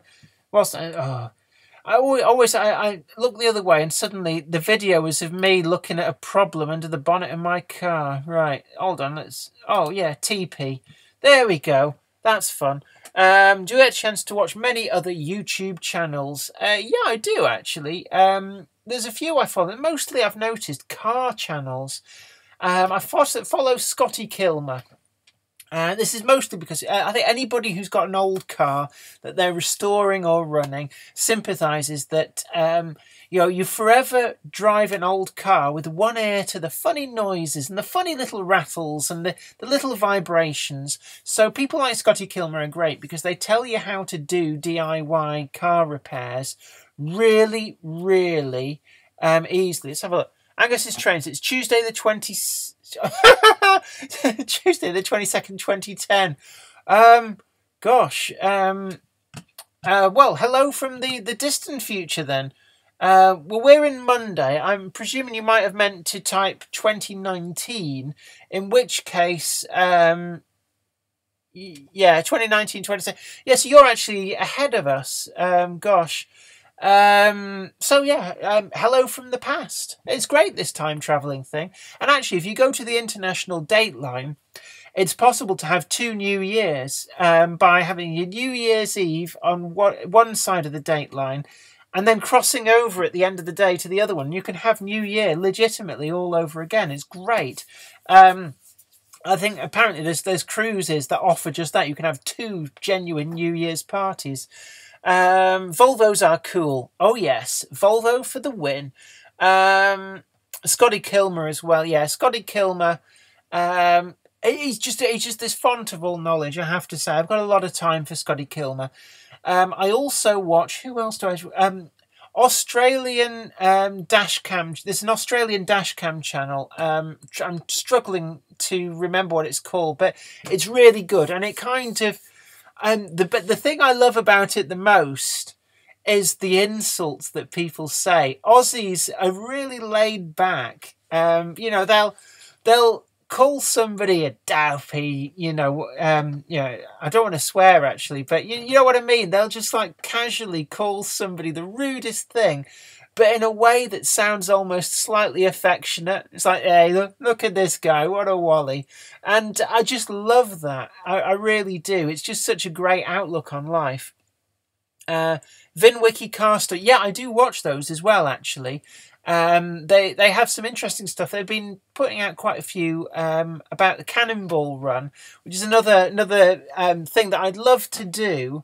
And it's something I remember sitting in a meeting last year down at in the offices of it's actually Plum Productions, which is part of Hat Trick Productions, and desperately trying to float an idea about basically like just driving in old cars around the world, and obviously it never happened. But I love those sort of wacky races type things. I'd love to do something like that, coast to coast in the fastest possible time in the cheapest possible used car. The other one as well, like Aficionado, and he explores like movie cars. So he's done things like some of the DeLoreans from the Back to the Future films. I think he's done Ecto 1 from Ghostbusters. And what else? Those kind of things. I think it did Biff Tanner's the Ford, the open top Ford. It was quite an interesting one because there was things about that you just didn't realise until it was explained, and it's like, gosh, actually they've put a lot of effort into this. And then there's the Jurassic Park motorhome as well from, I think it's Jurassic Park 3.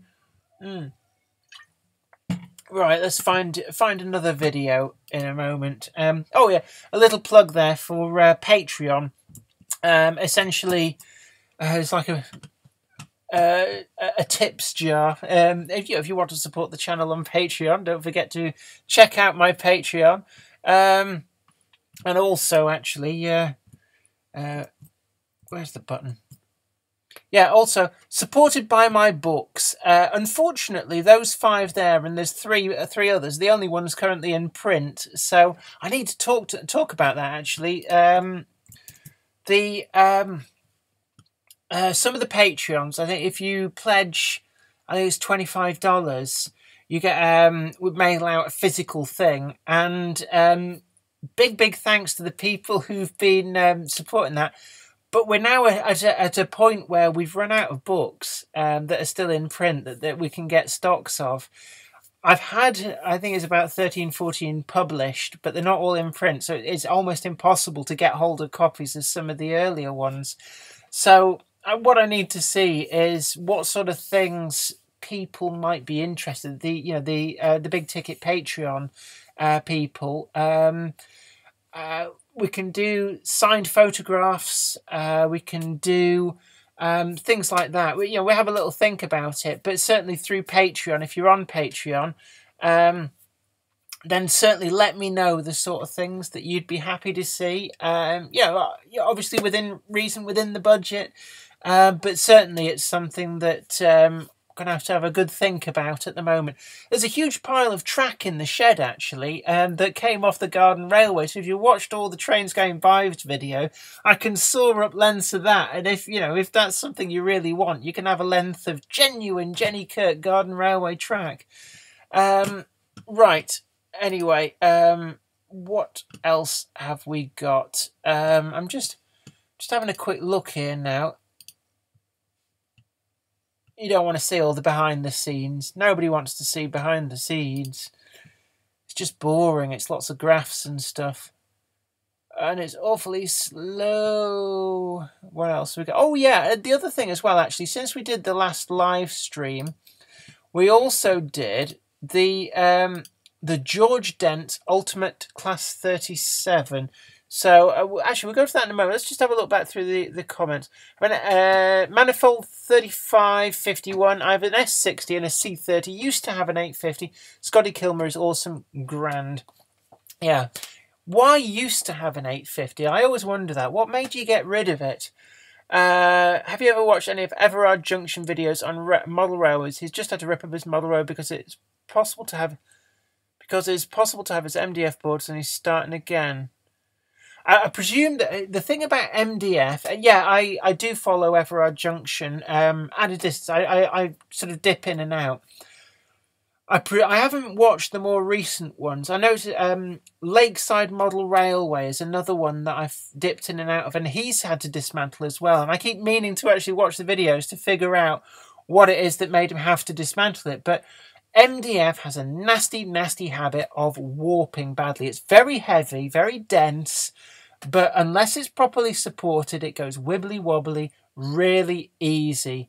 And my very first model railway, when this is going right back like 20 years ago, I used MDF because I didn't know any better. It was cheap, it was easy, and it was really, really super heavy, and it warped. And I ended up scrapping that model railway simply because of the materials. The MDF is as simple as that. MDF is not a good material to use if you can use other stuff. I mean, I now use plywood, and thin plywood, you can get a lot of strength by using cross members. So there's kind of crisscross. If you see, I've got a video about baseboard construction, a how-to guide, part of my series about building a small shunting layout. And on that, I show the underside, how Grove Street Yard is constructed. And you can, that is light as a feather. One person can carry the entire thing. It's brilliant. But with MDF, you'd never be able to do that. But let's have a look. Aficionado with David Hasselhoff. Oh, yeah, don't hassle the Hoff. Yeah, David Hasselhoff is grand. He was in... he started doing a lot of these sort of like retro-themed YouTube films. So Kung Fury was one. I thought it was a great sport. Let's have a look. Angus's Trains. I bought this Jubilee with split chassis for Australian dollars, 60 Australian dollars. That's probably a pretty good price, actually. If it works okay, it's in good condition, that's probably a pretty reasonable price. I'm not sure what the exchange rate is. I suspect that is it Aussie 60. I don't know. It'd be about 30, 35 pounds, something like that. I could be way off the mark, but certainly that's a pretty good price actually. If that's working and in good condition. Will Powell, hello, long-time viewer. Really like your videos. They are very well informed. Have got me into modelling. What would you say to someone in the USA who wants to model British for cheap? Much love. I'd say probably eBay is your friend. Getting stuff in America might be tricky, although you do have the advantage that you don't have to pay VAT. So if you order through a mail order through, say, for the sake of argument, somebody like Rails or Hattons, they will deal with the VAT such that they'll subtract the VAT and not charge you it, because you're outside of Europe, you don't have to pay VAT. And what a lot of people find is that the amount of VAT that you then don't have to pay covers your postage. So you're effectively paying the same price to get the stuff as what people in the UK would if they were buying mail order. So rather than buying in America, where it's considered quite a niche thing, so you might pay a premium, buy it from the UK. Keep your eye on sales. There's a lot of sales from a lot of different model shops, but you can pick up some of the big ticket items relatively cheaply. Now, I recently did a box opening and review on the Bachmann 30XX rod, which is a 280 tender locomotive, a big freight locomotive, and they were selling those of brand spanking new in the box for £56, which is actually a really good price. They still have some of it, a different running number, for £59, I think it is, at Hattons. And in all honesty, with what you save on the VAT, that'll cover your postage. I know Hattons, I know Rails, Kerno Models, all these places are pretty good at shipping abroad. Same shipping it to places like Australia. And you can get some really good models this way at a really good price. It's also the case that the pound has dropped against the dollar. So if you're at the, that's rubbish for people in the UK wanting to buy things from America. But if you're in America buying stuff from the UK, you then also get that extra buying power. So that also helps buying stuff mail order from the UK. So that's what I'd recommend. Have a look at the sales at places like Rails, at places like Hattons, and make sure that you make it clear that you're an overseas buyer so you don't have to pay VAT. Angus's Train's £30 because Australia dollars are doubled. So actually, yeah, it's a pretty good price. Let's have a look. MDF also depends on it's looking great. Yeah. But see, yeah, Graham at Lakeside, again, somebody I follow, but again, 6 years for an indoor model railway, they should last pretty much indefinitely. The model railway I've got out in the shed is now, let's see, it's about 7 years old, and that's plywood, and there's no sign of any warping, and that it's as good as the day it was built. Let's have a look. Graham is in perfect conditions. Philip Page. You're talking about Lakeside there. It started again from scratch, and I as I said before, I need to look back through the videos to see why he dismantled it. It may be the other big reason for dismantling model railways is that you get bored of them. It does happen. My very first model railway had the MDF problem, but I also got bored of it. It didn't do what I wanted it to do. And, sometimes you get a lot of experience through building things that makes you realise that actually you want to start again to do things differently and to learn from what you've done so far.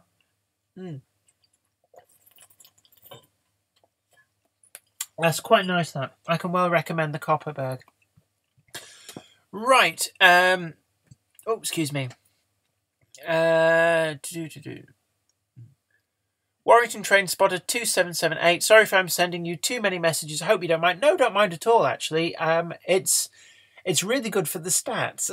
So you comment all you like. It's fine. It's nice to actually have this interaction. It's one of the things that I really like about the live stream is that you get this immediate interaction.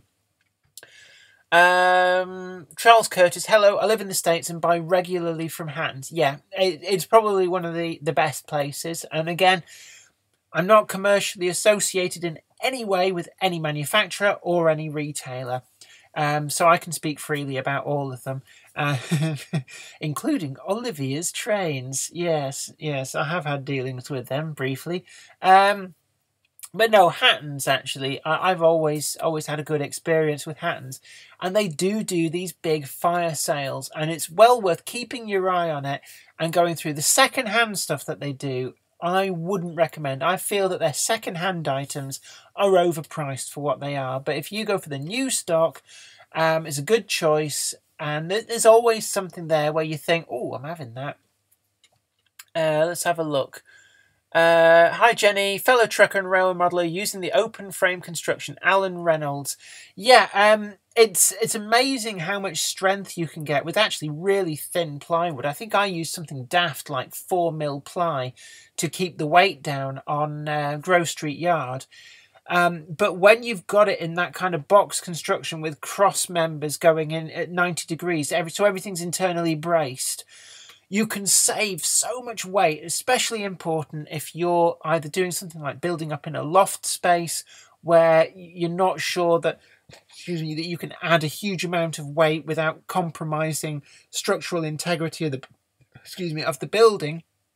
But also, if you're taking something to model exhibitions, if your layout has to be mobile, either to exhibit it, or if you're in a position, say like you're in a rented house where you know you're going to have to move it again, so you effectively build it the same way that somebody would build an exhibition layout, so it can be moved around. Or if you don't have the luxury of being able to permanently set something up, so it's got to be stored and then brought out when you use it. It's a great way of building stuff. Will Powell, roughly $1 is 75 pence. Yeah, I mean, I can remember when a pound used to get you $4. It really has changed. I mean, that was a long time ago. Let's have a look. Cottesmore, he did it for a few reasons. Main one was he's planning on moving, so he wanted to go modular, and as you just said, it wasn't right for him. Rule 1, run what you want as you want. I didn't realise he was planning on moving. But yeah, that's also, if you've watched, I visited, his name's just gone from my, Les Cliff. I visited Les Cliff, and he had, it's a shame that I never got to film the full layout, I have to say. The full layout, when it was all in its finery, was amazing, absolutely amazing. But let me just see if I can bring up the video in the background.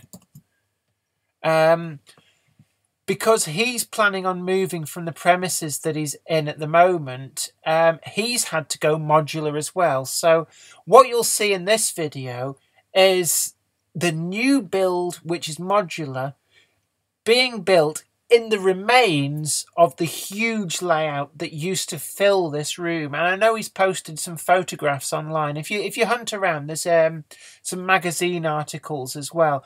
But this guy's a genius with scenery. You're seeing some of this scenery that he just throws this stuff together. It is amazing. But the reason it looks like such a mess is because there used to be a huge model railway in here.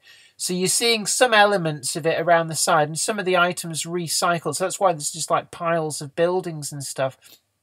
But he is an incredible modeler, and you can see his method of construction there. It's just really good. And he'll build these sort of modules and then build them in. It's really great fun. Let's have a look. Right. Yeah. Moving is really a kiss of death to model railways. If you've built like a very permanent one, the only way to deal with it is to pull it apart. It can be quite heartbreaking. Right. Angus's train. Sorry about all the comments. I hope your voice is okay after replying to all these comments. Actually, it's a lot better, thank you. I've managed to get over the worst of the illness, and I can feel, now you've mentioned it, I can feel my voice going slightly hoarse. It wasn't until you mentioned it, but thanks for asking after it. I've got over the cold, so I feel tons better. Coke. But I don't mind at all. Actually, I love talking, and Zoe says it gives her a break from having to answer me. Hornby Modeler got to go now. Bye. Oh, see you later. It's been good to have you along, and hope to see you here again. Let's have a look. Also, what are your thoughts on the explosion of pre-grouping in industrial steam locomotives being modelled recently? Will Powell. I think it's great. The industrial steam locomotives, because I think it's a massively overlooked area, and industrial steam lasted through into the 1980s in the UK, and there's so much more variety there, and also in terms of space constraints, you can build a really small, tight little layout. It's great. Pre-grouping, I just love the colourful liveries. My only gripe with pre-grouping is having the wagons, the brake vans, and the coaching stock to go with the locomotives. And that, we're starting to see some come through, but it's really, really, it's dribbling out. And there's a lot of things that we're missing. We've got Lancashire and Yorkshire liveried locomotives, but we've got no coaches, no brake vans, and very few wagons. Let's have a look. Rails is good, but Hatton's offers shipping via DHL for just a few extra pounds. Shipping from Rails takes a lot longer and involves the US Postal Service. The USPS tracking is terrible. Yeah, I've heard a lot of people say that about the US Postal Service. It has its up points and bad points, but if you're wanting a parcel, there's some bad points going on there. Warrington Train Spotter, will you miss the Class 142 Pacer train once they've finally been withdrawn and scrapped? No. The old Nodding Donkeys, I don't know whether that's like a proper nickname. It's what I always remember them getting called. I'll never forget going on the Walkden line, which was all jointed track at the time, on a Pacer, and the guard coming down the train to check tickets. And we went over a particularly bad rail joint, and he banged his head on the roof. He caught some air, banged his head on the roof, swore a lot, and then went immediately straight back to the back cab, slammed the door, and refused to come back out. So people who were waiting to buy a ticket didn't have to, because he's like, oh, sod this. New Junction, good evening. Good evening to you too. Let's have a look. The Scrapline Model Railway, evening all. Hello there, welcome along. Hunts Heath Model Railway, evening. It's nearly morning, Jamie. Where you been? James Bradley, ever been tempted by 009? Actually, yes, I have. But when I started modelling, like proper modelling, 009 was still a little bit of the realm of the scratch builder. You get the tracks from Pico, and there was some kits. Parkside Dundas did some interesting little kits, but really they were probably only good for static models because, because they were quite light, didn't run very well. Locomotive-wise, there was nothing ready to run. There was a few Pico kits to like Glyn Valley Tram, that kind of thing, and it was pretty pathetic. But of late, there's been a huge explosion. Pico's brought out their ready-to-run Linton and Barnstable-themed wagons and coaches, and they look brilliant, I have to say. Bachmann's brought out all of it with locomotives on the way, and then Helgen have brought out, is it Lid? Which apparently is very fragile, but then again, we've come to expect Helgen models to be very fragile. So, I think if you're an 009 modeler, it's great times because there's a lot of stuff coming to the market. So Angus's trains. So do I. I love the talking. I'm a chatterbox. Used to get into trouble for talking. When I was at school, I was really shy. I've only turned into a chatterbox probably in the last 7 or 8 years. And as you know, I'm older than I think. It was probably about, let's have a think. It was probably about, going back. I first started, it was radio that got me talking properly. Before that, I was always very shy and didn't talk a lot. And then I went to work. I was in sixth form at the time. I went to work sort of at odd times, volunteering at a commercial radio station that was bidding for a full-time license. It was called Radio Bolton. And I kind of just, I hung about the DJs and they could just talk about nothing at length and be really riveting about it. And then I thought that this is a good little wheeze. This, if I could do this for a living, this would be grand. So I ended up. I didn't really become like a DJ proper. I was kind of the fill-in kid. I'd fill in if people couldn't make it or were ill. But generally speaking, I was more behind the scenesy stuff. But I used to practice a lot with the equipment. I then went on to do hospital radio. Went to university and did student radio and did an awful lot of stuff on air and off air. And then after university, went to work for Stowbode and Wilson. I scripted a lot of stuff like adverts. So got to sit in on production of adverts, voiceover work, did a bit of voiceover work, and it kind of made me a chatterbox. So I'm looking back now, I know I said, 5, 6 years. And then I realised, no, it's like 20 odd years. Brother Seamus, hello. Hello to you too. Philip Page, I would love to model Talith-Lin. Actually, yeah, the Talith-Lin is an interesting little model. And funnily enough, Scarloey and Rheneas from the Railway series first appeared, I think, in Gallant Old Engines. Ding, ding, ding. Fear my abilities. They were based on the Talith-Lin number 1 and number 2. And they have been released by Bachmann in 009 as the Railway series models. But they're actually quite good models to repaint, get rid of the silly face off the front, put a proper smoke box door on, to model the Talith-Lin 1 and 2. So, actually, the Talith-Lin is a very modelable prospect at them. The very gassy Coke. Very modelable prospect at. Oh God, there's a lot of gas in that. I'll get my teeth in and I'll take a run up and we'll get there in the end. The Talith-Lin. Right, teeth are back in. I think they're adjusted. The Talith-Lin is a very modelable prospect at the moment because of that. Right, okay, we got there in the end. Have they finished with the redevelopment of Bolton Station yet, or is it still carrying on? It seems finished, but I don't think the electric train's alive. So, there's a Philip Page, electrification finished, tested it with a Pendolino. Interesting. Angus's trains, what software do you use for live streams and what camera do you use?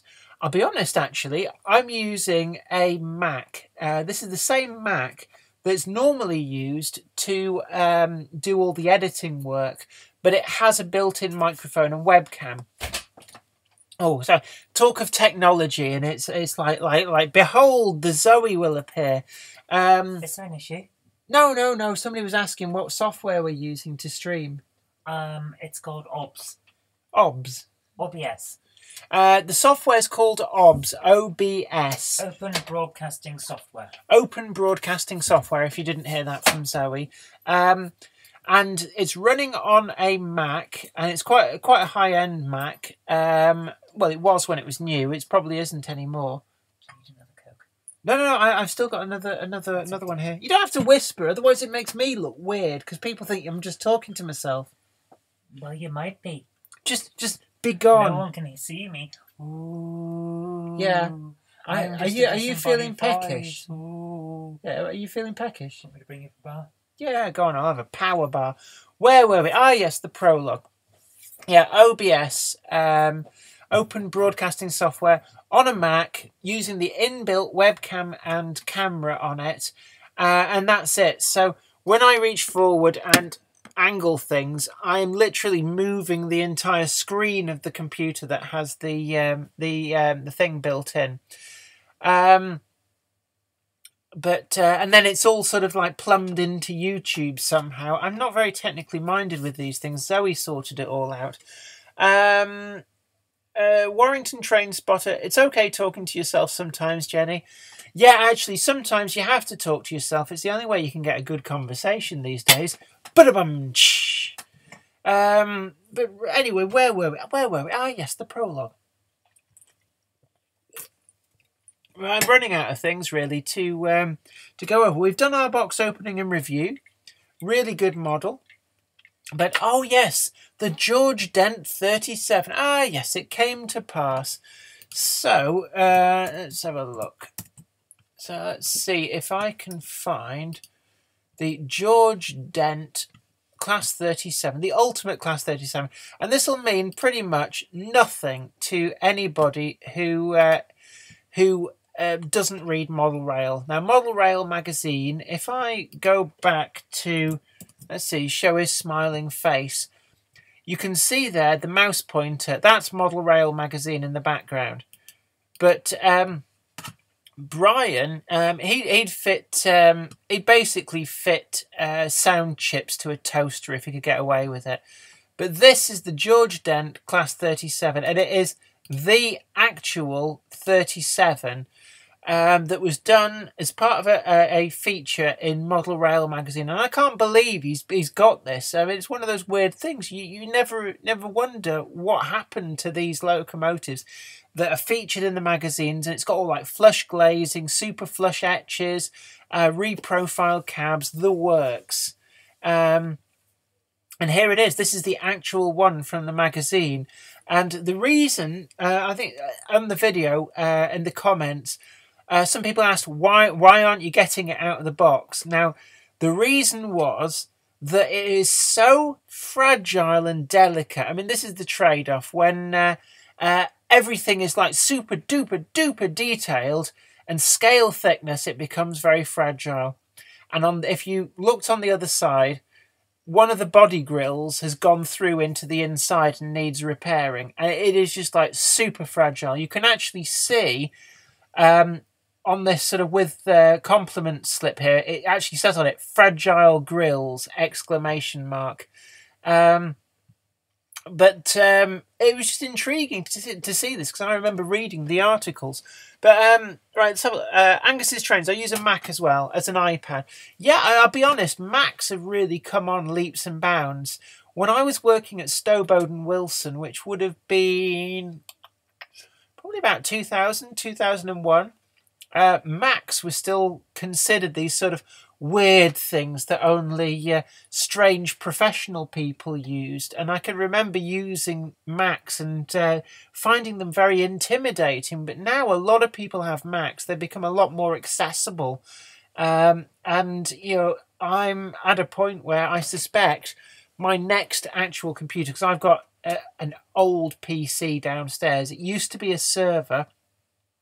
back in 2004 or 2005, it was a top-of-the-line server for a company in Leeds running domains and stuff. And now it's just a very large computer that just about holds its own running a copy of Windows XP. So it's starting to grind on a few things. It's really good. It's got 11 physical hard drives in, which is probably a bit excessive. But my next computer will probably be a Mac. Editing software, yeah, we use iMovie as well. There are other things like, what's it called? I'm wanting to say Cool Edit Pro, but that's audio editing. But there's an Adobe platform. It's super expensive, and actually iMovie, it can crash a lot, but that's the software that Zoe uses. What do we got? Why are you bringing me two? So you have a choice. Is this our? No, we had our tea, didn't we? You have what you want. Oh, we. Sorry, I'm still on that dieting thing, and because we had breakfast, we had a pizza for lunch, and then we had a milkshake for tea. You still have what you want. I know. I'm going to give you that back to. Sure, because I'm gonna. All right, I'll put it there, and I'll look at it longingly. That's the trouble when you diet. It's like your options become really limited. This is what happens when you get old and crusty. You have to do things like dieting. I must admit, I've never really felt like an adult. I mean, I'm going to be 40 this year, but I've never ever felt like an adult until about a week ago. I was eating healthy home-cooked food from a Tupperware box, and I suddenly thought, oh my God, I'm an adult. You've been an adult since your 20s when you bought a bag of dirt for your garden. Oh yeah, I think there's a checklist of like how you know you're an adult, and I think one of them is having a garden shed. Not all of these are like, you don't have to. It's not like bingo where you have to get them all to win. But there's like a checklist, and it's like any 6 of the above, and you were officially an adult. And I think dieting must be one of them. Like healthy eating, that kind of thing. Doing things like dry January, but buying a bag of dirt. We decided that had to be on the list, and we went to. I don't like to promote specific shops, but I'll tell you the initials of the DIY Emporium. It was B&Q, and we bought this bag of like compost, and we got home and went, hey, we're adults, we've bought dirt. I don't know why that would be. The video processing thing from Adobe that you were talking about is Adobe Premiere. Adobe Premiere is the like all singing, all dancing. You have to rent it. It's like 45 quid a month. So only get it when you're doing something that will actually require it. Yeah, Adobe Premiere. Like all of the other Adobe suites, you can't get physical keeps software. You effectively rent it. So Zoe has Photoshop because she does a lot of art manipulation. She does the comics and things like that. And she pays a monthly fee for that. But back in the day, you used to just get it on a CD-ROM. And I think the problem was everybody was pirating it. So that's why so you can understand why they went their way. But it doesn't mean that you have to like the fact that you have to pay every month. Right. Yeah. Oh, sorry, Cottesmore. You've already said Adobe Premieres. Let's have a look. I'm looking back up the comments. They some of these. I must apologise if they scroll off the top before I have a chance to read them. Then I'm not ignoring you. It's just sometimes the comments just zip off the top before I can get to them. All right, Philip Page, Bolton 0, WBA. I'm going to have a guess at West Bromwich Albion 1. I hear that football is popular, but I've never really been into it, so I'll take your word for it. Cottesmore. iMovie's only free on certain models of Apple devices, otherwise it's $4. I didn't know that. I know that iMovie came free on this Mac, but this is quite an expensive Mac. Manifold 3551, hairy nose. Yeah, nose hairs, I think it's one of those well-kept secrets that women won't tell you. They get nose hairs as well. Not as thick, but they still turn up. And ear hair. You'll get like that one ear hair, and it wasn't there yesterday, but when you look in the mirror, there's like about an inch long white hair sticking out your ear, and it's like, where did you come from? Warrington Train Spotter 2778. Jenny, be careful now. You'll be off playing bingo with all the other olds. Oh, get him a blue rinse. I think you reach a certain age as well. All you buy is hair nets and cat food. That used to be the big thing about, you know, when you get old. But now bingo is something I never seen the appeal of that. But then again, believe it or not, I've never gambled. Ever. Never been attracted to gambling. I don't think I've ever even bought a lottery ticket myself. It's probably really rude me eating stuff whilst on camera. Drinking's fine. Hey kids, don't talk with your mouth full, because it looks disgusting. Alright. Manifold 3551. I mean on the outside of the nose. That's probably a boy thing. I don't get hairs on the outside of my nose. You can do basic video editing in Photoshop.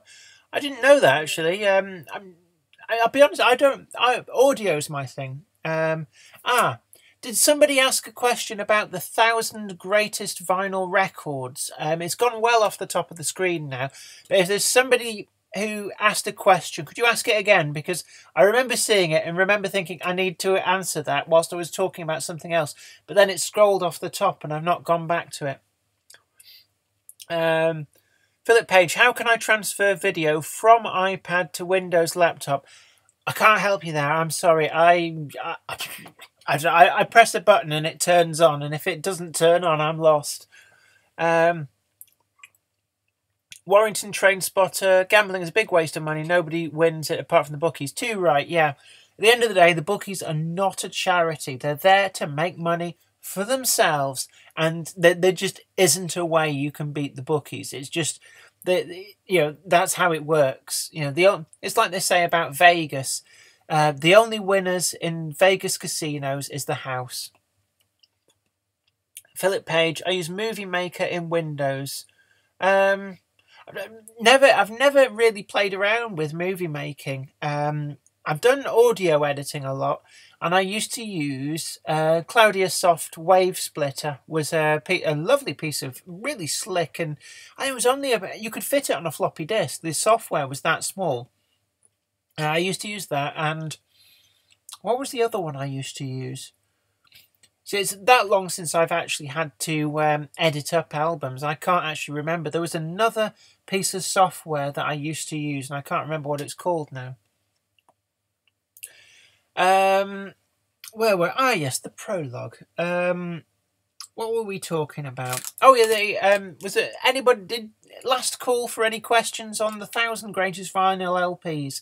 It was a series that I was doing, and I know we didn't get to 1,000. I think we maybe got to 150, which is way short of the mark. But in all honesty, not enough people were watching, and that was the thing. The videos would go up, and some of them even now, they've only had like maybe 150 people watch them, which I know if you like just starting out on YouTube, putting up videos, a lot of people say, oh, actually, 100 Gold Wave, that's the one I used to use there. Matty T98 Grand, that's the one. I was struggling to think what it was called. Gold Wave is the other one that I used to use. Yeah, if you're just starting out, 150 views on a video is probably pretty good. But I was finding that we put a lot of production into these 1,000 vinyl videos, and nobody was really watching them compared to the other ones. And it's a lot of work to film these things, film all the inserts, then edit it, compile it, and then upload it. So you're talking about several hours worth of work, and it just didn't feel like it was worth the effort. It wasn't growing. If anything, we had a couple... Oh, excuse me. We had a couple of videos which did really, really well. Things like, for some reason, the Now albums. People are always quite intrigued by the Now albums to see them on vinyl, because not a lot of people knew how many were actually released on vinyl. And, spoiler alert, Now 35 was the final Now album to be pressed on vinyl.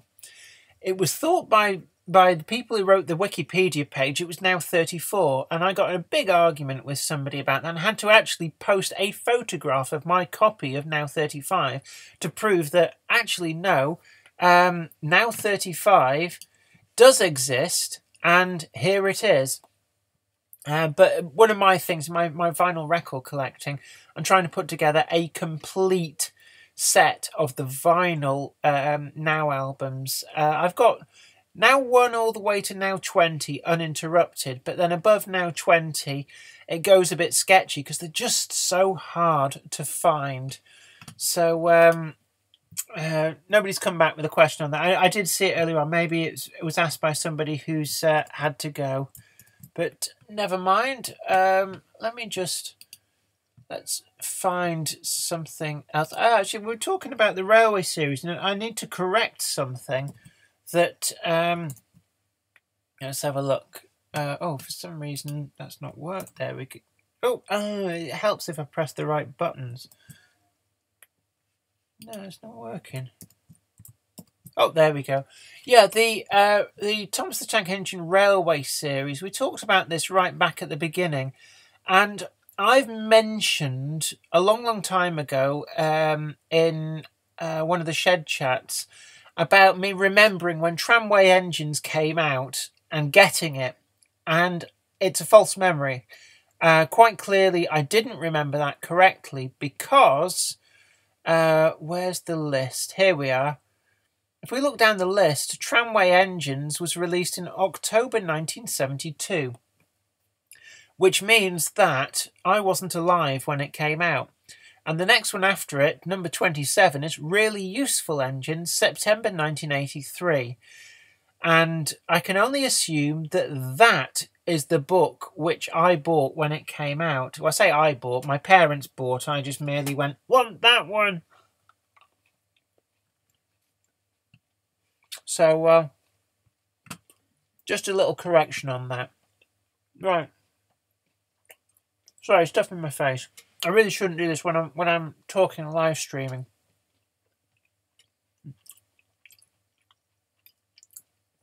Warrington Train Spotter 2778. Do you think Bachmann has made a mistake by charging very excessive prices for the train, whereas Hornby has learnt the lesson is not charging very expensive prices? When the mouse wakes up, where's it gone? Connection lost. Come on. It's had new batteries last time. Connected. There we go. Right. I think you'll find that if we go to Hornby's website when that comes up, I know we showed back at the beginning some of the prices that the Bachmann stuff's coming up at, but let's just have a look. Price of locomotives, steam locomotives. Won't bother with the TTS ones, but there we go. BR Princess Coronation Class 462, 46225, Duchess of Gloucester, £204.99. Same there for the one next to it, City of Edinburgh. Hornby has some very expensive stuff too, and that's just DCC ready. That's not DCC fitted, that's just DCC ready. And we look down here, yeah, there's a lot of, there a rebuilt Battle of Britain class, £179.99, still expensive. 170 there. I mean, look at that. This one here, some of this stuff, I have to say, if we go and have a look at this Peppercorn 260K1 class freight pack, what I'd like to point out is that, they're charging £210.99, but these are the old style wagons. So we go and look at the wagons. Let's come here, you. For some reason, it's now not showing. There we go. The giveaways, the couplings. That's the old style couplings, which means that those are the old mouldings of wagons. Let's try that one.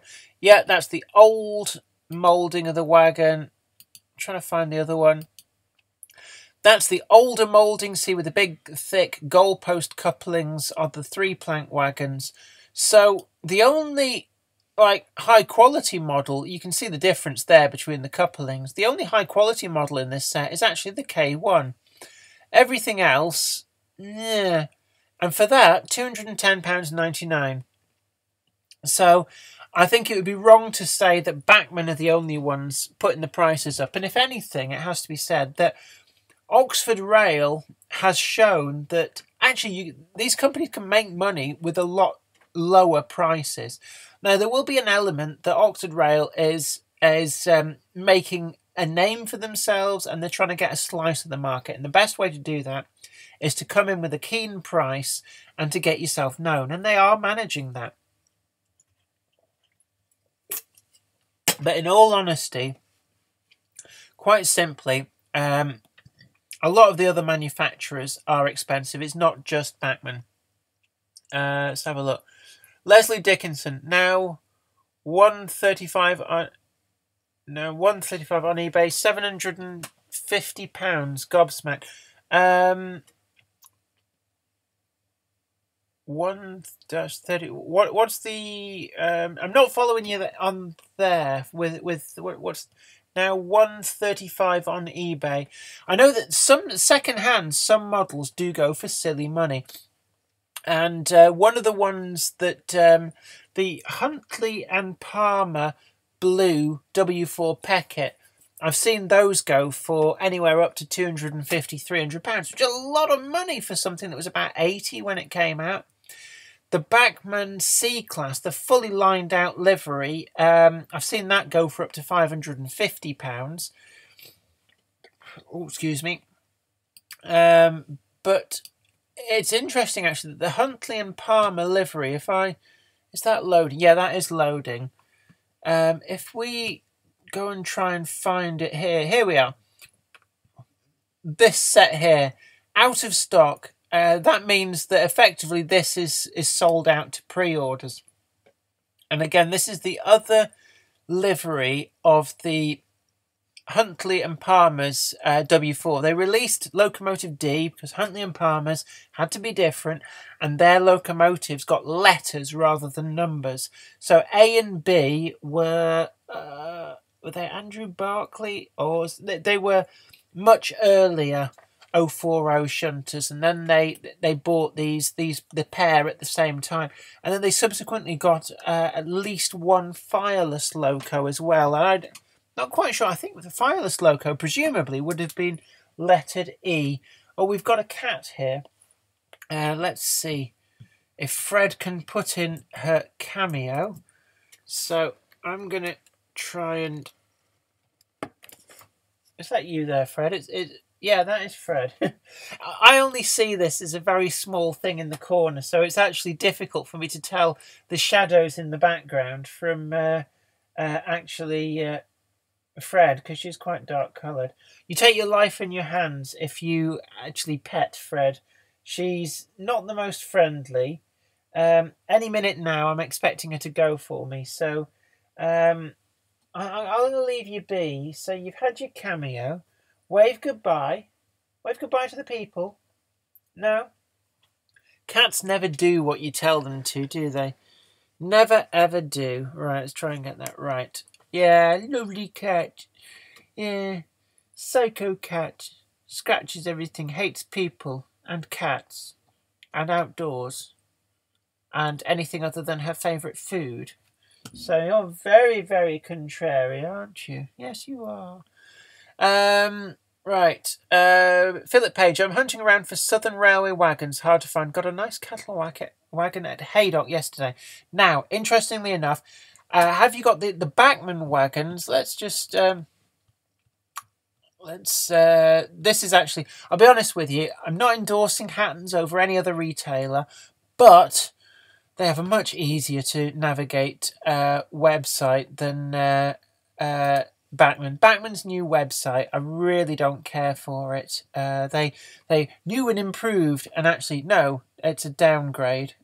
So I'm just having a look here now, and so we go to there. So the Hatton's website again, like I said, just because Hatton's website is actually great for finding stuff. In their sale at the moment, if you're looking for Southern Railway wagons, I would recommend, if you haven't already got them, then somewhere in here. Oh, that's interesting. Interesting. Hattons are now stocking Kernow Model Centre's limited editions. I've just spotted them there. It's just right. We've got Southern Railway, Queen Mary's, pretty much all the different liveries they've done. If we go further down, somewhere here now, 5-plank wagon in Southern Railway, the chocolate brown.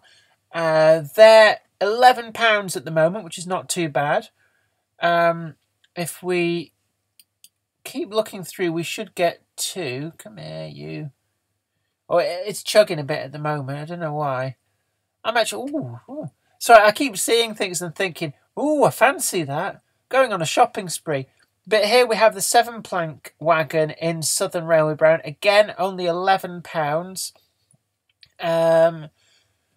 What else is there out there? Ah, yes, an Oxford Rail. Oxford Rail has also announced, I think it's the 8-plank wagon. So it's just having a look. Southern Railway Queen Mary. I meant some of the modern models, the modern era example class 66, a bit more tuned than some of the Bachman modern era. Yeah. I noticed though that Bachman have lowered the prices of their class 66s. They've bucked the trend, and I think it's safe to say that that's all because of this little spat over the Hatton's class 66s. But it's just, gosh, actually, they've got a lot of second-hand wagons that I particularly want. So, this is... I've not looked at some of these before. They've got some interesting ones here. Anyway, I'm not here to do shopping. Right. But yeah, Oxford Rail have announced. Let's see, can we get to the Oxford Rail website? Well, of course we can. So... I'm going to have to go through Google because this computer I've not accessed Oxford Rail's Oxford Rail models. That's there. Oxford Rail homepage. So this site is Angus's Trains. I'll see you later. Look, it's been good to have you along. Nice to have a chat, and hopefully see you again here soon. You take care, and we'll see you next time. But let's have a look now. I think 6-plank. They're LNER. So let's go back. Yeah, it's not a great website in terms of being able to find stuff. Let's just have a look. It's also very out of date. Livery samples have arrived for the N7. Well, that N7's on sale now. Let's have a look. 5-plank wagon. No, they did announce at some point some actual railway company wagons. I'm trying to find them now. Let's have a look. For some reason, there's no information here. That's annoying, really annoying. So, we're going to go back to Hatton's. Let's have a look what they've got going on there. But certainly, if you want Southern Railway wagons, that they are out there, you do have to hunt. But of course, this is assuming you haven't already got all this stuff. Let's have a look. Wagons. Wagons. It can be unwieldy, but... we get there in the end. Wagons, Oxford Rail. This should list the ones that they've announced. And incidentally, if you're interested, Oxford Rail maybe doing their announcements tomorrow. So if they do, because the London Toy Fair opens tomorrow morning, runs tomorrow, Wednesday and Thursday, and that's traditionally where Oxford Rail do their announcements. So keep it price code. Let's have a look. So if Oxford Rail do make any new announcements, there'll be another live stream probably about the same time tomorrow. And what we'll do is we'll go through the Oxford Rail announcements as we did for the Hornby and the Bachmann. I think it'd be quite good fun. I've not really done a scrutiny of Oxford Rail's announcements before. Here we are. Oxford Rail 7-plank open in Southern Railway Brown. They're doing all 4 of the major the big 4 rail companies. So we've got Great Western, Southern Railway, LMS, and North Eastern. And I'm kind of looking forward to them because I too have a soft spot for the Southern Railway ones. Philip Page, I'm thinking of going to Dapol in Kirk soon for maybe some lime wagons from the Oswestry area. Are we talking 00 incidentally, or O gauge? Yeah. Oh, Angus is trying to see your Oxford Rail announcements. Yeah, certainly. If they do make announcements, then hopefully it's tomorrow, and we'll do a live stream in the evening, starting from 7 o'clock GMT. Philip Page. Oh, right. Yeah, I'm with you. Sorry. The only reason I'm saying that is because Dapol have brought out a new lime wagon in O gauge. It's completely newly tooled, and I just suddenly thought, oh, were you talking about that? It's certainly something I've got my eye on. They've actually announced through the Dapol Collectors Club a 3-wagon pack of actually local to the Oswestry area. Lime wagons in O gauge for £90. Well, you think, like, £90? But they're O gauge wagons, so £30 each for a brand new O gauge wagon. It's actually pretty good going. See you later, Angus. It's been good to have you along. But there we have it. So Southern Railway from Oxford Rail, and these are actually quite good wagons. So I'm just looking down here. Sometimes some of the sellers slip up. We're not going to get the information from Oxford Rail's website, as we've just seen. It's not been updated since May last year. So if they update with new models, I suspect the place we're going to find them is probably Hatton's or RM Web, although I've been checking on RM Web and there's not actually anything showed up even trailing ahead for it, so I think they're keeping their cards close to their chest. But certainly last year they announced the Gladiator railgun, which actually did I see? Oh yeah, it was the previous page. Let's go back to the previous page. Gladiator railgun. Yeah, which is due in March. So there's not far off, actually. And this does look very interesting. But this was announced last year, I believe.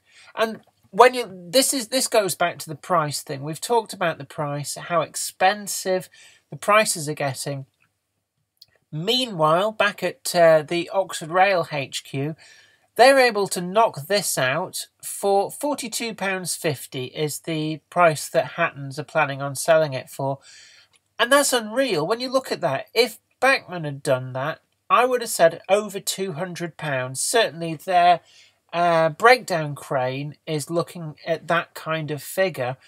And this is not massively dissimilar in terms of uniqueness and the tooling required.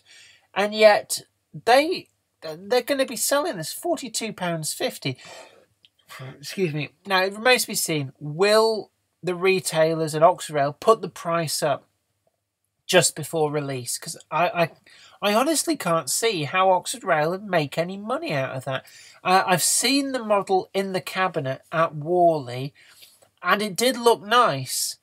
But until I actually get to see it up close and personal, yeah, it'd be interesting to see. Can we? No, we can't make it any bigger. So, I don't know, I'm leaning my head closer. The model looks, from that picture, to be pretty good. But I reserve judgment until it does finally turn up. Anyway, I'm rabbiting on here quite a lot. So I'm just looking to the clock. 2.5 hours. Gosh, pretty much talking constantly for 2.5 hours. So look, I'm going to wrap this all up now. Like I said, if the Oxford Rail announcements come in tomorrow, 7 o'clock GMT, we'll be back here. But until then, it's been great having you all along. Avishkar Chowdhury, call out my name. Okay. I'm game.